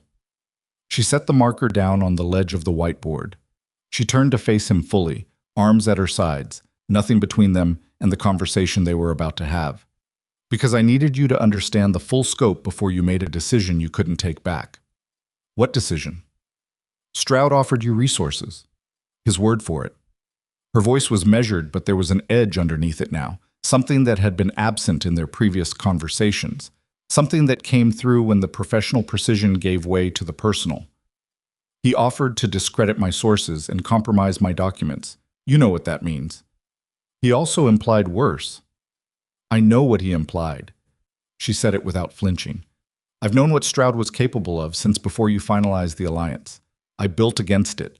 Everything I have is in multiple locations, multiple custodians, multiple dead man structures that release automatically if I go dark for more than 72 hours. She met his eyes. I'm not afraid of him. You should be. Maybe.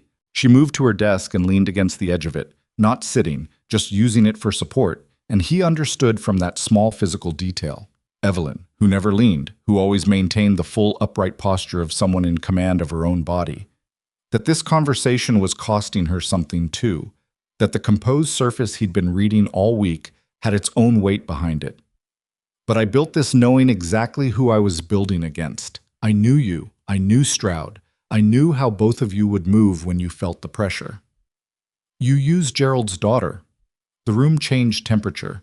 Something shifted in her face, and not guilt exactly, not the performance of guilt, but something genuine and uncomfortable and real. The kind of expression that appeared on people's faces when they'd made a choice that was defensible on strategic grounds and couldn't quite make it defensible on the other grounds. The human grounds. Rachel's relationship with Sophie is real, she said. I want to be clear about that. Rachel works for you. Rachel works for my firm. She met Sophie at an event that had nothing to do with me or with this operation, 7 months before she was hired. When Sophie mentioned her father's name, Evelyn stopped. She pressed her lips together briefly. I was the one who offered Rachel the job, 3 months after they started seeing each other. Not before. He stared at her. You're telling me the relationship came first. I'm telling you I didn't place Rachel into Sophie's life. I'm telling you that when the relationship already existed and Rachel came to me looking for work, I made a decision that I knew was, she searched for the word, complicated. I hired her knowing what information might move through that channel. I'm not going to pretend otherwise. And Gerald? Gerald talked to Sophie the way fathers talk to daughters. Sophie shared things with Rachel the way people share things with partners. I don't know exactly what passed through that channel, and I don't need to, because what I got from documents was already sufficient. The channel confirmed details I already had. He looked at her for a long time. He was trying to find the clean line, the place where the professional strategy ended and the human damage began, the point where he could locate what she'd done on a moral map and know what it meant. He couldn't find it. It was all tangled together, the intelligence and the instrumentalization and the authentic relationship and the strategic use of it, all of it occupying the same space, the same person, the same 14 months of patient construction. Gerald thinks Sophie was used, he said. Gerald should talk to Rachel. She said it firmly. Not because it changes what happened strategically, but because Sophie deserves to know from Rachel's own mouth what was real. Is that a calculation, or do you actually believe that? She looked at him straight. Both, she said. I can hold both. The room was quiet for a moment. He moved, not toward her, but sideways, toward the wall of windows, needing the physical release of movement, and stood looking out at the city the way he had been standing at a windows looking at the city all week, the city that kept doing what it did regardless of what was happening in the rooms above it. The story runs in, he checked his watch, 39 hours. 38, she said. Is there anything I can do to stop it? No. He turned from the window. Then why am I here? She pushed off from the desk and crossed the room toward him, not all the way, stopping 8 feet away in the specific conversational distance of 2 people who needed proximity to speak honestly but weren't ready for anything closer. Because there are 2 ways this lands. The story runs the same either way, that I can't change. But what you do in the next 38 hours changes what it means for you afterward. She held his eyes. Stroud is going to move before it publishes. He's going to try to contain his exposure by redirecting the narrative toward you as the primary actor. His people are probably already building that version. I know. If you let him do that, if you don't respond, if you don't get ahead of it, the story that exists after Caldwell publishes is the one Stroud writes. And that story ends with you as the sole architect of an improper arrangement, a man who corrupted a regulatory process for personal gain, and Stroud as a tangential figure who was misled by a trusted partner. Adrian felt his jaw tighten. And if I don't let him, Then you talk first. She said it simply. You talk to Caldwell before they publish. You give them the full account of the arrangement, your account, not Stroud's version of your account. You name him accurately, you describe the terms accurately, you accept your own role accurately. She paused. It will still be bad for you. It will be honest, which means it will be bad. But there's a difference between a man who is exposed and a man who confesses. And that difference is the thing you're going to be living with for the rest of your career. He looked at her. He felt the specific anger of a man who is being told a hard truth by the person who created the circumstances in which the truth is being told. The particular entangled fury of that. You built this situation, and now you're standing in it telling me the right thing to do, and you're right, and I hate that you're right, and I hate that I'm standing here needing to hear it from you. You did all of this, he said, and his voice was controlled but only just. And now you're offering me a path. I'm not offering you anything. I'm telling you what exists. Her voice was sharp now, the edge fully present, the thing underneath the composure that had been building across the week finally audible. I built what I built because what you and Stroud did was wrong and needed to be exposed. That's the whole reason, Adrian, not revenge. I told you that when you came here last night, and I'm telling you again. I don't need to destroy you to prove I'm not destroyed. I needed the arrangement to be visible because people were hurt by it, and it was going to keep being used and nobody else was going to expose it. She stopped. She breathed. You have 38 hours to decide who you're going to be when this is over. He stood at the window with the city behind him, and the woman who had spent 11 years knowing him standing 8 feet away telling him the truth, and the anger that had been building since he'd walked in the door was still present, but was no longer the loudest thing in the room. His phone buzzed. He didn't look at it. It buzzed again. He looked. Carter Ross. Stroud's communications team just contacted Caldwell. They're preemptively characterizing you as the principal actor. They're moving now. He showed her the screen. She read it. Her expression didn't change, but something behind it did. Some internal adjustment, a shift in what she was holding. How long ago? Message came in 3 minutes ago. Then you have less time than I thought. She moved back to her desk and picked up her phone and was dialing before she'd finished sitting down. She said into the phone, It's Evelyn. Stroud's team just contacted them. Tell Marcus we need the 48-hour window compressed. We need to publish tonight if it's ready. A pause. She listened.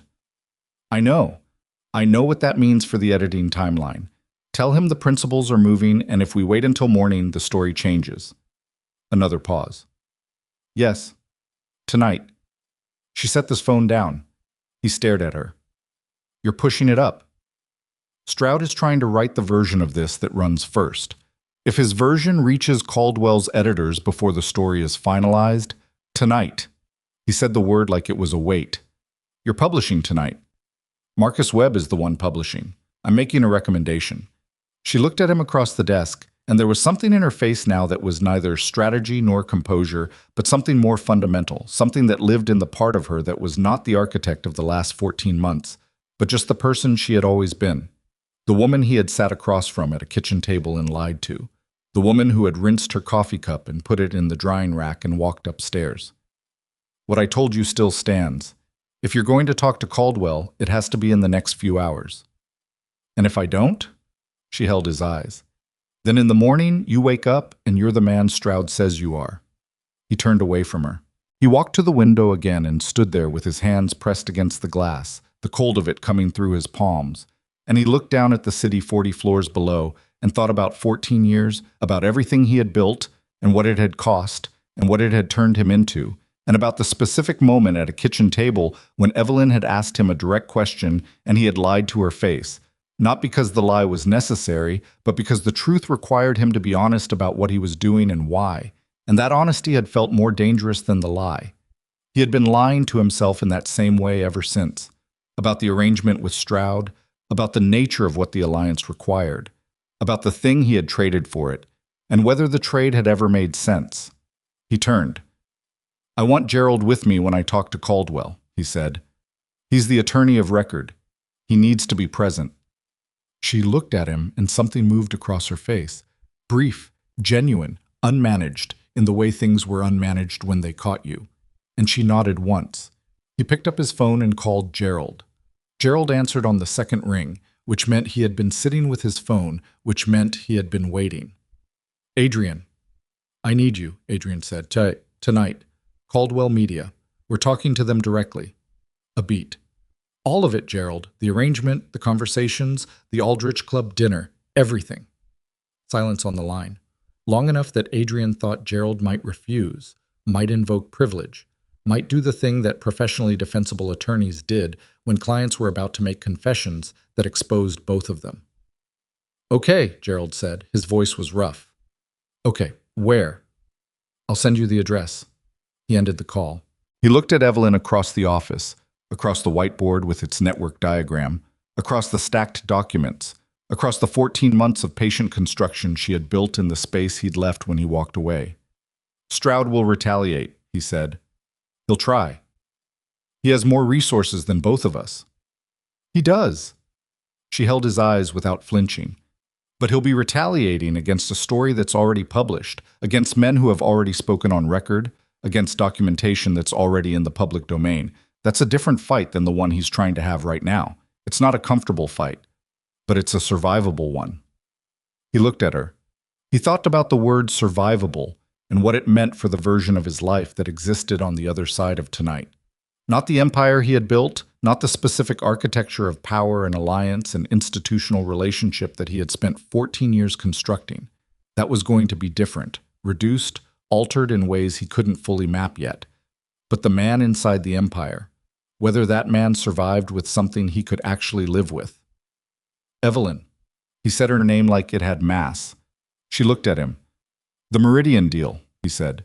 The waterfront contract. You came after my business. Yes. Before you had the full case built. Before Caldwell was in the picture. You came after specific operations and you did damage. Yes. Why those two? She was quiet for a moment.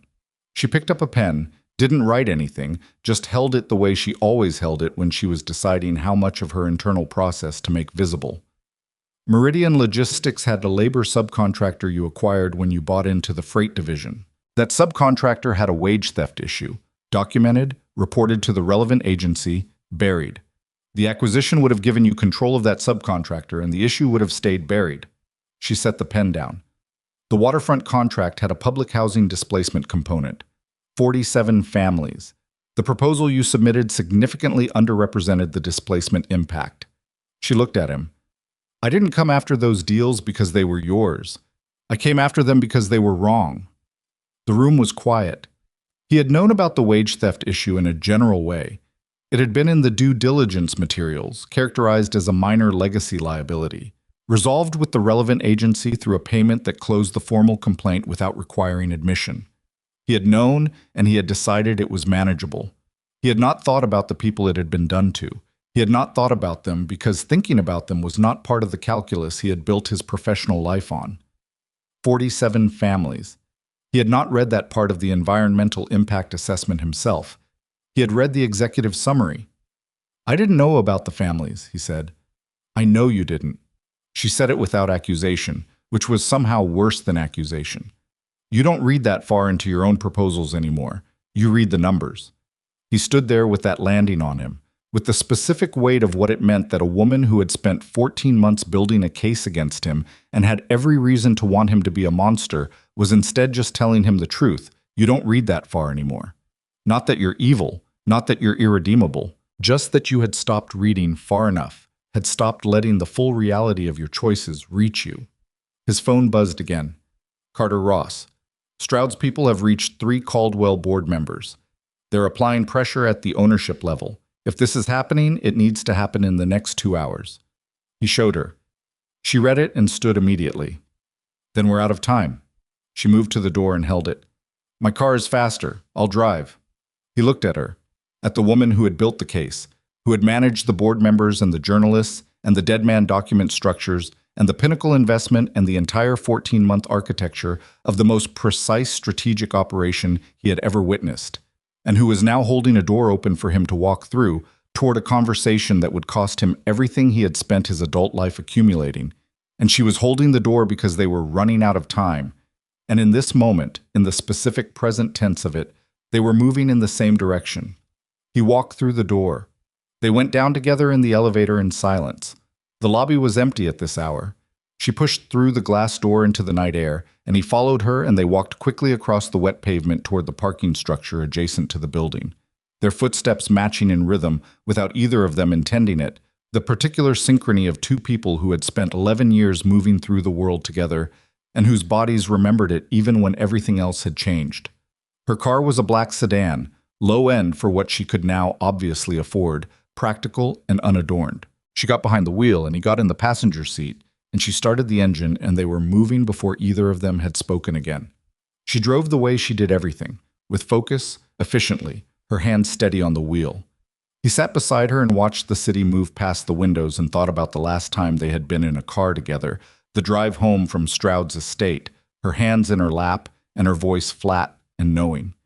He thought about how much had happened inside the knowledge she'd carried since that night. "The investors in your operation," he said. "Pinnacle. There are others." "There are others," she confirmed. "What do they get out of it?" She was quiet for a moment, navigating a turn. "Stroud has been building a particular kind of insulation for the last decade. Regulatory relationships that benefit his investors at the cost of market competition. The people who fund my operation have been on the wrong side of that insulation. They want it gone. So they're not doing this out of principle. Some of them are.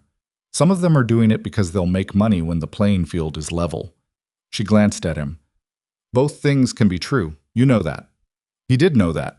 He had built his own career on exactly that understanding. "After tonight," he said, "after the story runs, what happens to what you've built?" She didn't answer immediately. She drove for 2 blocks in the silence that had always been one of the specific things about her. The comfort with silence, the refusal to fill it with words that weren't ready yet. Then she said, "I keep building. What I've built isn't about this, a slight gesture, somehow encompassing the car, the night, the last 14 months. This is one part of it. The operational structure, the investor relationships, the platform I have now. That's not going anywhere. You're going to keep going after companies like mine. I'm going to keep going after arrangements like the one you made with Stroud. Yes." She looked at the road. "Yours isn't the only one. It's not even close to the worst one." He sat with that. He thought about the world she was describing, the world as she'd been seeing it, perhaps for years, from the inside of his operation, watching the mechanisms of arrangements like his multiply and calcify and operate without accountability. He thought about what it had taken to decide to spend 14 months of her life dismantling one of them, knowing that one was all she would get to start. The Caldwell Media Building was visible ahead, a glass tower in the press district that was lit at its upper floors where editorial worked the late hours that journalism had always required. She pulled into the loading bay adjacent to the main entrance, which told him she had called ahead, that they were expected. She cut the engine. They sat in the parked car for a moment. 3 seconds, maybe 4.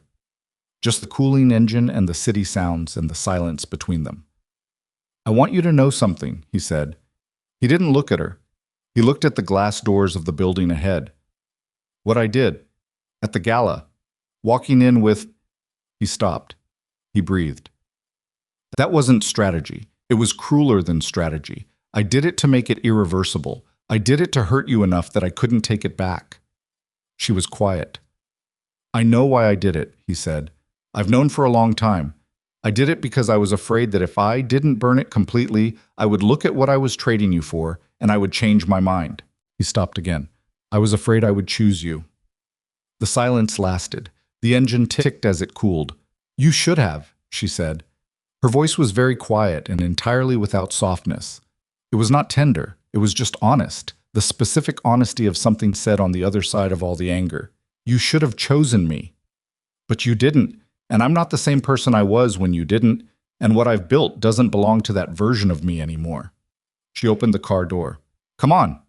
He opened his door. They walked across the wet pavement toward the glass doors, and Adrian Vale moved through the night air with the specific lightness of a man who had set down something very heavy, and the specific dread of a man who understood that the thing he was about to do would cost him everything he had built, and could not find, inside himself, a clear argument against doing it anyway. Gerald Foss was standing inside the lobby, briefcase in hand, his face carrying the exhausted resolve of a man who had made a decision he hadn't expected to make tonight and was honoring it before he had time to reconsider. Evelyn held the door. Adrian walked through. The elevator was waiting, its doors already open, and the three of them went up together toward the editorial floor, where the journalist named Marcus Webb was waiting with a recorder and a story that was going to change everything. And the question that had been hanging over the entire week, who Adrian Vale actually was when the architecture came down, was about to be answered in the only way answers like that ever came. Out loud, on record, with no way back. The editorial floor of Caldwell Media at 11:40 in the evening had the specific quality of a place that ran on deadline. Not frantic, not chaotic, but operating under a pressure that made the air feel different, thicker, more intentional. The overhead lights were full brightness in the way they never were during the day, when natural light came through the windows and softened everything. At this hour, the room was entirely artificial, entirely deliberate, a workspace stripped of comfort and left with only function. Marcus Webb met them at the elevator. He was 51, compact, with the kind of face that had been through enough to stop performing anything. He wore his sleeves rolled to the elbow and his tie was loosened, and he had the eyes of someone who had been awake since 5 in the morning and was going to be awake until 3, and had made his peace with that 20 years ago. He looked at Adrian first, then at Evelyn, then at Gerald, and he did the calculation that journalists did, reading the room, reading the relationships, reading what the configuration of these three people in this elevator at this hour meant for the story he was about to finalize. "Mr. Vale," he said. Not warmly, not coldly, just accurately. "You want to talk?" "I want to talk," Adrian said. Webb nodded once and led them across the floor to a conference room with glass walls and a long table and a recording setup already positioned at one end, 2 microphones, a digital recorder, a laptop. He had been expecting this, or something like it. The room was ready. Evelyn stopped at the door. "I'll wait outside," she said. Adrian turned. She was looking at him with the steady attention she had always given him, and her eyes were doing the reading thing, the assessing thing, and for once he couldn't tell what she was finding. He nodded. She moved to a chair in the main room outside the glass and sat down and folded her hands in her lap, and he went into the conference room with Gerald and Marcus Webb, and the door closed behind them. Webb sat across the table. Gerald sat to Adrian's right, briefcase open, a legal pad in front of him, pen in hand, the practiced readiness of a man who had decided which side of his professional life he was going to honor tonight, and was doing it with the same careful thoroughness he did everything. Adrian sat and looked at the microphones and the recorder and the quiet, operational face of the journalist across from him. "Before we start," Gerald said, "I want to be clear about the scope. My client is prepared to give you a full account of the arrangement with Harlan Stroud. Timeline, terms, the regulatory conversations, the informal agreements, all of it." He paused. "In exchange, we want the record to reflect that this statement is voluntary, that Mr. Vale came to you." "The record will reflect what the record reflects," Webb said. "Not unkindly, just accurately. I don't make deals about framing, but voluntary disclosure is a fact, and facts go in the story." Gerald looked at Adrian. Adrian nodded. Webb reached over and pressed record. What followed was 2 hours and 14 minutes of the most precise conversation Adrian Vale had ever participated in. Webb was good, genuinely good, the kind of interviewer who asked the same question 4 different ways across 90 minutes to find the gap between the first answer and the true one, who listened to everything and wrote nothing in the moment, but whose memory was clearly architectural, holding every detail in relationship to every other detail. He asked about the first meeting with Stroud. He asked about the dinner at Stroud's estate. He asked about the Aldrich Club conversation, naming specific elements of it that confirmed definitively what Evelyn's operation had fed into the investigation. He asked about the regulatory processes that had moved in the months following the alliance. He asked about what Adrian had understood, at the time, about the line he was walking. Adrian answered.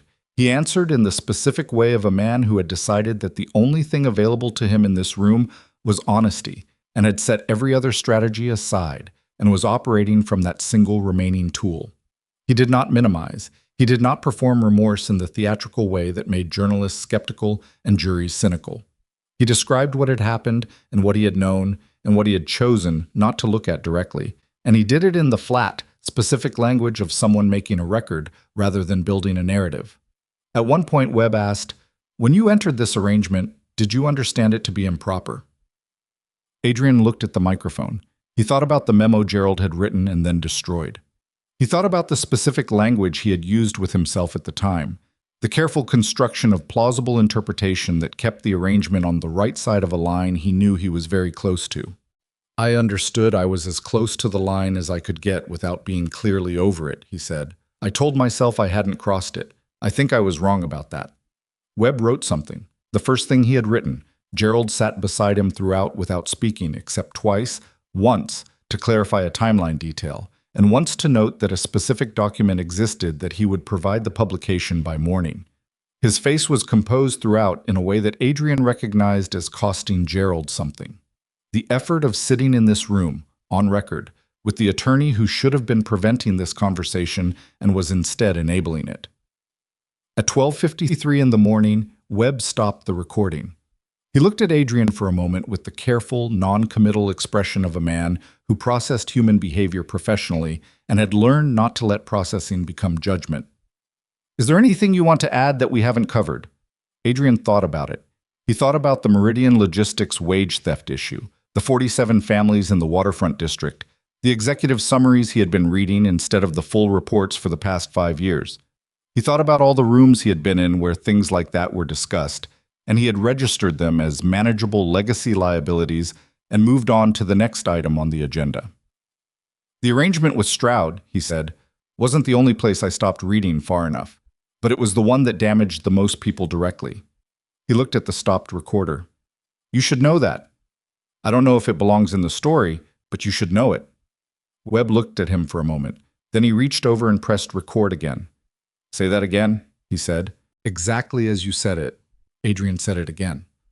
Webb stopped the recording. He stood and shook Adrian's hand and then Gerald's, with the neutral professionalism of someone who had conducted 10,000 difficult conversations and understood that what they deserved at the end was not warmth, but respect.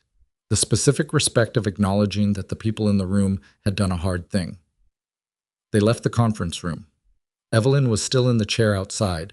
She stood when they came through the door and looked at Adrian's face and did the reading thing one last time, and this time he could see what she found.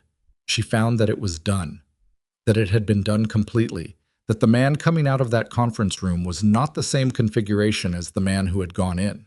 Not better, not worse, just different. Changed by the specific weight of honesty that had been applied in a room with a recording device and a good journalist and no remaining alternative. She nodded once. It was not approval exactly. It was more fundamental than that, more like acknowledgement. The acknowledgement of a thing completed. "I'll get us a car," she said. The Caldwell story ran at 6:14 in the morning. Adrian was awake when it published. He had not slept. He was sitting at the kitchen table of his apartment, always the kitchen table, always the place where the irreversible things happened, with his laptop open and a cup of coffee he had made at 5:30 and not touched. And at 6:14, the story appeared on the publication's front page with Marcus Webb's byline, and a headline that was precise and unadorned in the way that good journalism was precise and unadorned. He read it from the beginning to the end without stopping. It was thorough. It was accurate. It contained his words from the interview, several passages quoted directly, including the one about stopping reading far enough. It contained documentation that he recognized as originating from Evelyn's 14 months of construction. It named Harlan Stroud with the same specificity it named Adrian, with the same documentation, with the particular detail of the Aldrich Club dinner rendered in language that left no interpretive ambiguity. It quoted the former regulatory liaison, Stroud's man, who had left his position 8 months ago, by name, on record, in terms that confirmed the nature of the regulatory conversations. It was, he understood reading it, the kind of story that changed things permanently. Not just for him, not just for Stroud, but for the specific ecosystem of arrangements like theirs that operated in the spaces between what was formal and what was documented. The story named the mechanism, not just the instance. It described how an arrangement like this was built, and how it functioned, and how long it could operate without visibility. And it described it in enough structural detail that the people who needed to recognize it in their own industries would recognize it. He closed the laptop. He sat in the kitchen in the morning quiet and listened to the city starting outside, the traffic building, the sound of the world resuming its ordinary operations, indifferent as always to the specific disasters and revelations of specific people. His phone started at 6:22. It started and did not stop. He watched the screen populate with messages and calls from people he had known for years.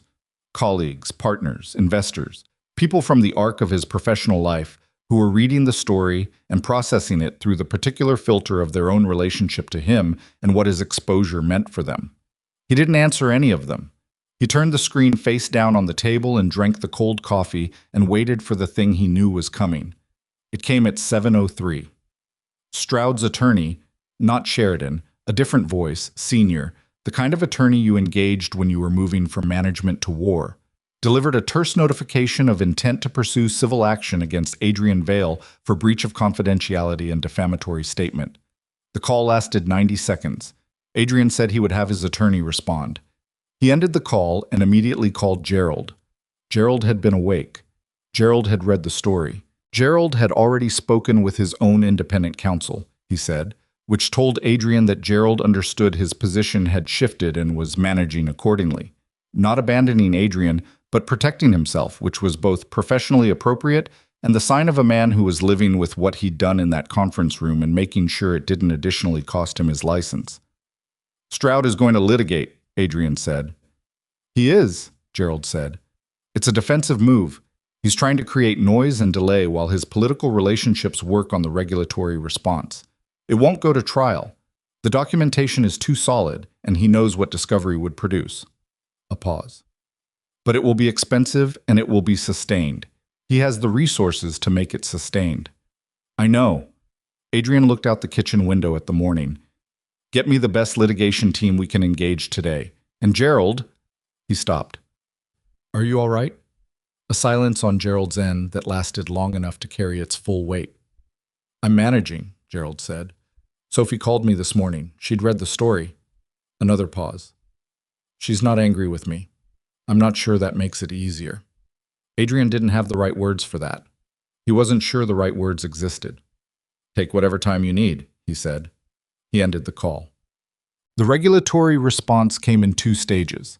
The first was a formal inquiry notice from the relevant oversight body, delivered to his registered address by 10 in the morning, requesting the preservation of all records relating to certain transactions and communications during the period of the Stroud Alliance.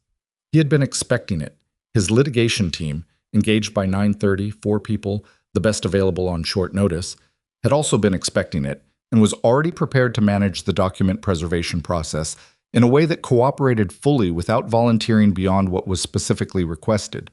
His lead litigator, a woman named Patricia Dunn, who had the unhurried confidence of someone who had managed regulatory crises for 20 years and had stopped finding them frightening, sat across from him in his office at 11 and gave him the clear-eyed assessment he had paid for.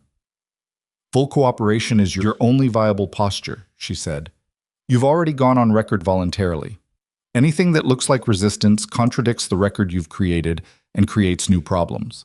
So you cooperate, you respond to every request promptly and completely, and you let the factual record you've built be the record that exists. And Stroud's civil action.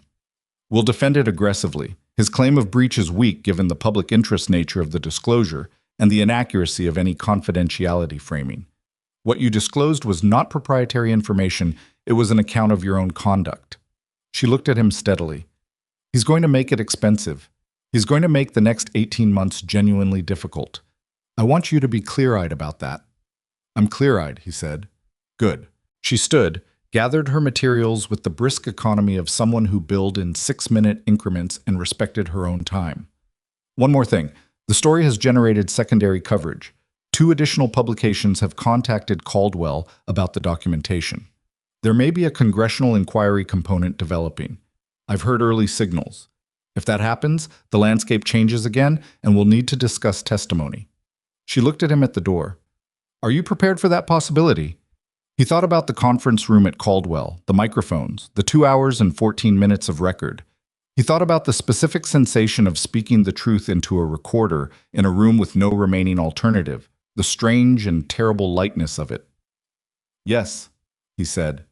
She left. He sat in his office alone for the first time since the morning and let the quiet settle around him. The phones were being managed by his communications director. The building was operating normally, the ordinary business of a company that had not stopped because its chairman had made front-page news that morning.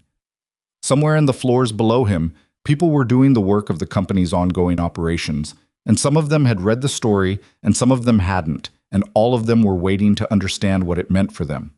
He owed them an answer. He would give them one, a direct communication, clear and specific, later today. He made a note. He looked around the office. He looked at the floor-to-ceiling windows with the city spread below them, at the desk he had sat behind for 9 years. At the particular view that had been his specific view for so long, it had stopped being a view and had become simply the texture of his working life. He thought about what Patricia Dunn had said. The next 18 months, genuinely difficult, and he thought about what lived on the other side of 18 months, and he found that he could not picture it clearly, which was unusual for him. A man who had always been able to picture the future with a specificity that most people couldn't manage. He could not picture the next version of himself. He didn't know yet what the man on the other side of this looked like. That was new. That specific uncertainty was new. I went to see Gerald's daughter 3 days later. He didn't announce it, didn't call ahead. He got the address from Gerald with a brief explanation of why he was going, and Gerald had been quiet on the phone for a moment and then said the address in a voice that carried the specific quality of a father who loves his child and is uncertain whether this will help her or extend her time in something difficult, and is trusting someone else's judgment because he has no better option. Sophie Foss lived in a third-floor apartment in the east side of the city. She answered the door in the careful, assessing way of a young person who had been in the news orbit of something significant and was no longer opening doors without knowing who was on the other side of them. When she saw him, her face cycled through recognition and surprise and a guarded wariness that was nothing like her father's professional composure. It was rawer, more personal, the wariness of someone who hadn't yet developed the professional membrane between feeling and expression. "Mr. Vale," she said. "I won't stay," he said. "I just wanted to say one thing to you directly." She waited. "What happened?" "The position it put your father in. The position it put you in." He stood in the doorway and looked at her and said it with the flatness of something that had been considered and not decorated. "That came from my choices. The arrangement I made and the years I spent protecting it. Your father made errors in judgment because he was managing a client who had built something that shouldn't have existed. I don't want you to carry the weight of something that originated with me." Sophie looked at him for a moment. She had her father's watchful eyes, he noticed. The same quality of moving through what was visible to what was underneath. "Rachel told me everything," she said, "about how she got the job, about the timeline." "I know." She said it started as real, her and me, before any of it. She said this with the careful specificity of someone who has been examining a question from every angle for 3 days and has arrived at an answer she is choosing to believe, not because it is comfortable, but because the evidence supports it. "I believe her." He nodded. "I'm glad," he said, and meant it. She looked at him one more time with those watchful eyes. "Are you going to be okay?" she asked. It came out simply, without the professional distancing, just the direct human question of a 26-year-old woman who asked what she actually wanted to know. He thought about that. He thought about the honest answer, which was that he didn't know, that okay was a destination he couldn't yet locate on the map of what came next. "I'm working on it," he said. She nodded. He left. He saw Evelyn once more, 6 weeks after the story ran. She had called, which surprised him. A brief message, direct as everything she did. She was going to be at a conference downtown. There was something she wanted to give him, if he had 15 minutes the following Thursday. He met her in the lobby of the conference hotel, which was neutral ground in the way that neither of their offices could have been neutral ground. She was in the middle of something. He could tell from the particular energy she carried, the focused, forward-moving energy of a person in the middle of a project, the same energy he had always recognized in her when she was building something.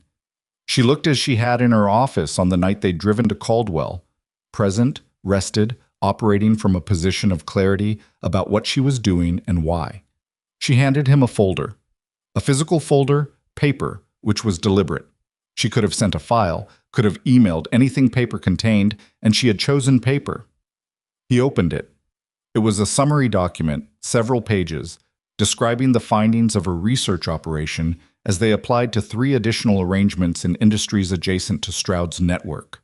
Not his arrangements, other men's, other alliances, other improper installations, other regulatory relationships that had been built the way his had been built and had operated without accountability for years. He looked up from the folder. "Why are you giving me this?" he said. "Because you understand how they work," she said, "better than most people who would receive this. And because—" She paused, in the brief considering way she paused when she was deciding how much to say, "because you went on record. That mattered. What you said in that conference room about reading far enough.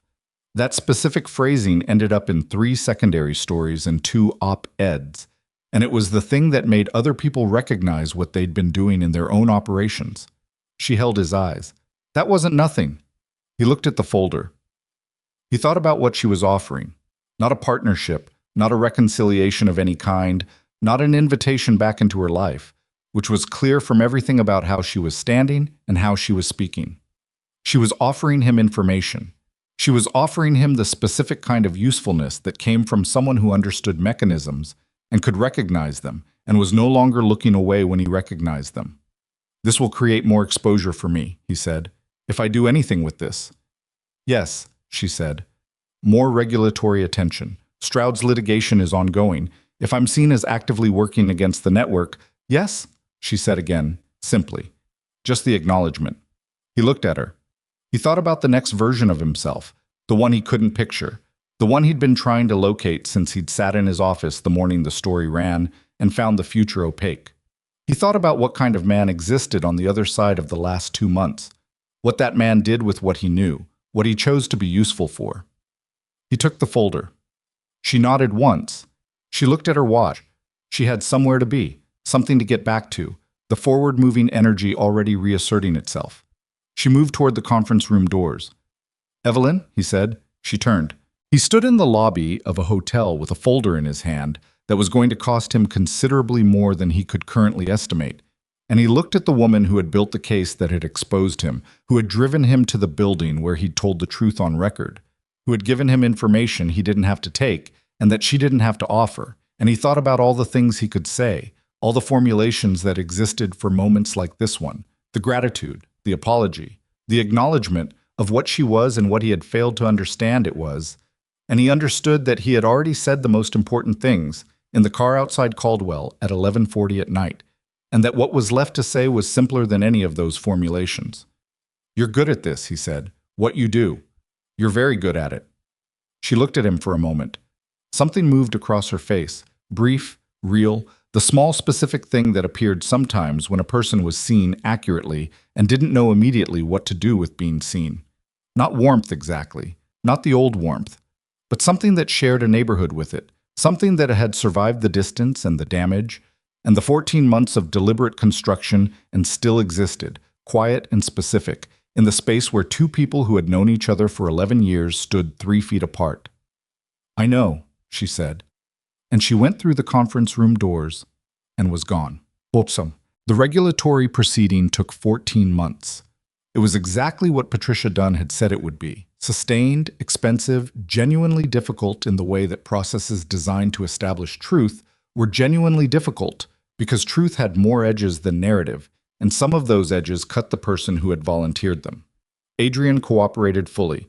He appeared when he was required to appear, produced what he was required to produce, answered what he was asked to answer.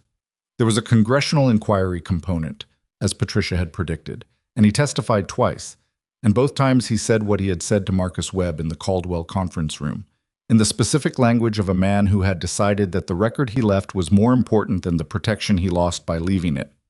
Harlan Stroud's civil action collapsed at the 12-month mark, as Gerald had predicted, when Stroud's own legal team concluded that discovery would produce more damage than the action was preventing. Stroud himself faced a separate regulatory proceeding, which moved more slowly and with more insulation. He had more relationships, more structural protection, the full apparatus of a man who had spent 60 years building armor. The proceeding did not destroy him, but it constrained him in ways that were visible to the people who needed to see them, and 2 members of his board resigned, and the regulatory liaison who had moved out of his position. 8 months before the story ran, gave testimony that permanently closed 3 avenues Stroud had used for 15 years. It was not the clean annihilation of a villain. It was the messy, incomplete, expensive accountability of the real world, where powerful men absorbed damage and reorganized and continued, diminished but not eliminated, constrained but not erased. Adrian understood this and found that he could live with it. He had not gone into that conference room expecting erasure. He had gone in expecting the record to be what it was going to be, and he had let it be that. Vale Group survived. It was smaller. He divested several holdings during the proceeding, some voluntarily and some because the relationships sustaining them had become untenable. He lost 2 significant partnerships that had been built through Stroud's network and were not survivable once the network became visible. He retained the core of what he had built, the assets that had been built on legitimate business rather than regulatory insulation, and those proved more durable than he had expected, which told him something he filed away about the difference between what he had thought he was building and what he had actually built. He read every page of every document that came through his office. He did not read executive summaries. He hired a compliance officer whose explicit mandate was to bring him the parts of proposals that were difficult, the labor conditions and displacement assessments and environmental impacts that had been living in the back sections of reports while he read the front. He hired her in the full understanding that she was going to make his life harder on a regular basis. And she did, and he did not fire her. He was not a good man now, exactly. He was not transformed in the simple way of stories that needed the transformation to be complete and legible. I was the same person with the same drives and the same specific hungers, and some days the old instincts were very loud. The instinct toward the shortcut, toward the managed perception, toward the arrangement that kept friction away. He recognized those instincts now with a clarity he hadn't had before, which made them harder to act on and did not make them quieter. That was the honest version, not goodness, not redemption in the full sense of the word. Just a man who had stopped looking away from what he was doing and who was living with the additional weight of not looking away, and who had found that weight, though considerable, was something he could carry. He drove past her building sometimes. Not often, not with intention, just the ordinary navigation of a city where certain routes went through certain places, where geography carried memory the way people did. He never stopped. He never called unless she called first, and she called twice in the 14 months of the proceeding, both times with information relevant to the 3 arrangements she had documented and that he had been working to bring into visibility through the channels available to him. Not dramatic channels, not the confrontational architecture she had built, but the slower and less visible channels of a man who understood systems from the inside and was using that understanding differently than he once had. The second time she called, she mentioned, in the brief practical exchange about the information she was passing along, that her operation had expanded. 3 new investors, 2 new analysts, a research arm that was now generating documentation on financial arrangements in 4 industries. She said it the way she said everything, factually, without particular effect, just the status of something ongoing. "You're building something real," he said. "I've been building something real for 2 years," she said. "I know." He paused. "How does it feel?" A brief silence on her end, the kind that meant she was deciding whether to answer honestly or to keep the professional membrane in place. She chose honestly, which he recognized as a small and specific gift, given what they had been to each other and what they were now. "It feels like what I was supposed to be doing," she said. "It feels like I understand why I'm in a room." He thought about that. He thought about the woman who had sat beside him in the back of a car 11 years ago and read numbers in a conference room, the way fish moved through water, and had spent 11 years inside his operation, building expertise and intelligence and the specific knowledge of how power worked and where it was vulnerable, waiting, without knowing she was waiting, for the moment when she would need it. "You always knew why you were in a room," he said.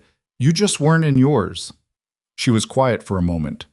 Then she said, in a voice that was not quite the flat professional voice but the other one, the one underneath, the one he had heard rarely and would hear less now.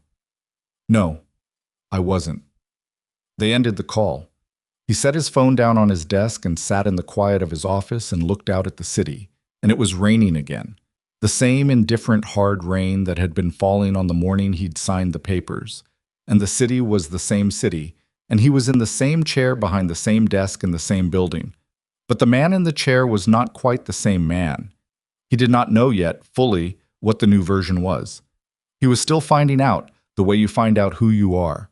After something large has moved through your life, slowly, by watching what choices you make when the choices are small and unobserved, when there's no one recording and no consequence visible, and the decision is only between the easier thing and the true thing. Those were the decisions that made the actual person, not the dramatic ones in conference rooms at midnight. The small daily ones, the ones made in offices and cars and on the phone in the early morning when no one was watching. He was making those decisions differently now. It was not a triumphant thing. It was not the thing that stories made it into, the clean turn, the music rising.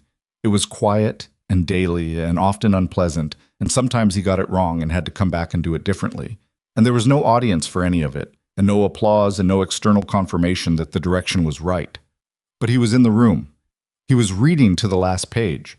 He was asking the questions that made the answer harder and acting on the answers he found, even when they cost him something. Outside the window, the rain came down on the city that did not care, the city that kept doing what it did. And Adrian Vale sat at his desk and worked, and somewhere across the city, in an office on the 14th floor of a building on Harwick and 6th, Evelyn Cross was also working, building the thing she was supposed to be building in the room she was supposed to be in. They did not need each other to be what they were becoming, but they had made each other in the specific way that the people who break us and the people we break become permanently part of what we are. Not the good parts, necessarily, not the parts we choose in daylight, the parts that have been under enough pressure to change. The rain kept falling, the city kept moving, and neither of them looked back.